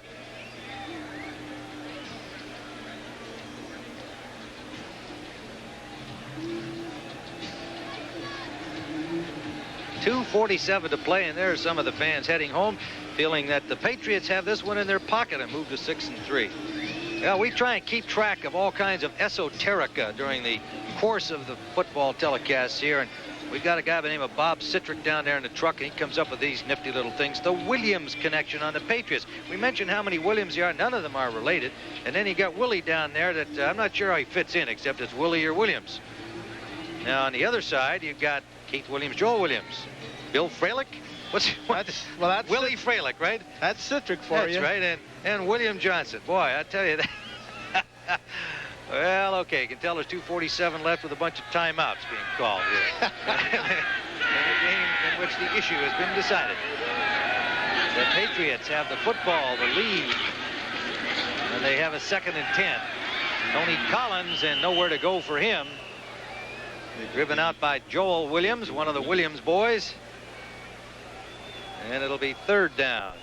New England looking to get the momentum back that they had last year that took them to the Super Bowl. The only team to go into that Super Bowl, Tim, winning all 3 of their playoff games on the road. They were 5-3 at the break last year, and this year they were 5-3. Now they're going to be 6-3, and you got to ask yourself, will this team group, will they get their running game going? Will they become the dominant team in the AFC as the end of the season approaches? If they stay healthy, I happen to think that they're one of the 2 or 3 best teams in the AFC. If you lose a guy like Tippett for any length of time, it changes things. But they do have good depth, and I think the Patriots are an outstanding team in the American Conference. I wouldn't be surprised to see them back in the Super Bowl. We've got the 2-minute warning here with New England on top, 25-17. Well, cameraman Bob Jamieson shows he's got true grit down there. We got him bundled up as camera 2, but that's what goes into being a cameraman on these big network games. You got to be out there in all kinds of weather. Actually, this is like a nice spring day for him because he knows what it'll be like in December in Green Bay. I hope he's there without me. All right, 3rd down here and 9 to go. We've got 2 minutes left in the game. Patriots have the ball. 3rd down, and Atlanta is going to need some miracles here. Tutupu is stopped at the 45-yard line, and they are short of the first down, so the Falcons will get the football. But they are down by 8 points with only 1:48 remaining. And a final score in from the NFC East. The Giants at home avenged their loss to Dallas early in the season, 17-14, a 3-point victory, and the Giants moved to 7-2 atop the NFC East, depending on what the Redskins are up to, and Dallas is now 6-3. There's a baseball score from San Diego ahead of Kansas City with a safety, and the Jets leading Seattle 3-zip. First period out there on the West Coast, and that game, of course, Patriots fans very interested in, wanting those Seahawks to dump the Jets, reduce the margin in the AFC East. Time expires on the 30-second clock. Delay a game, number 3 offense, 5-yard penalty. New England victory moves them to 6-3, barring miracles here in the final seconds. And the Jets at 7-1, playing out in Seattle. Seattle in a real dogfight in the AFC West, going into the game today at 5-3, trailing Denver. Broncos atop that division with a 7-1 mark.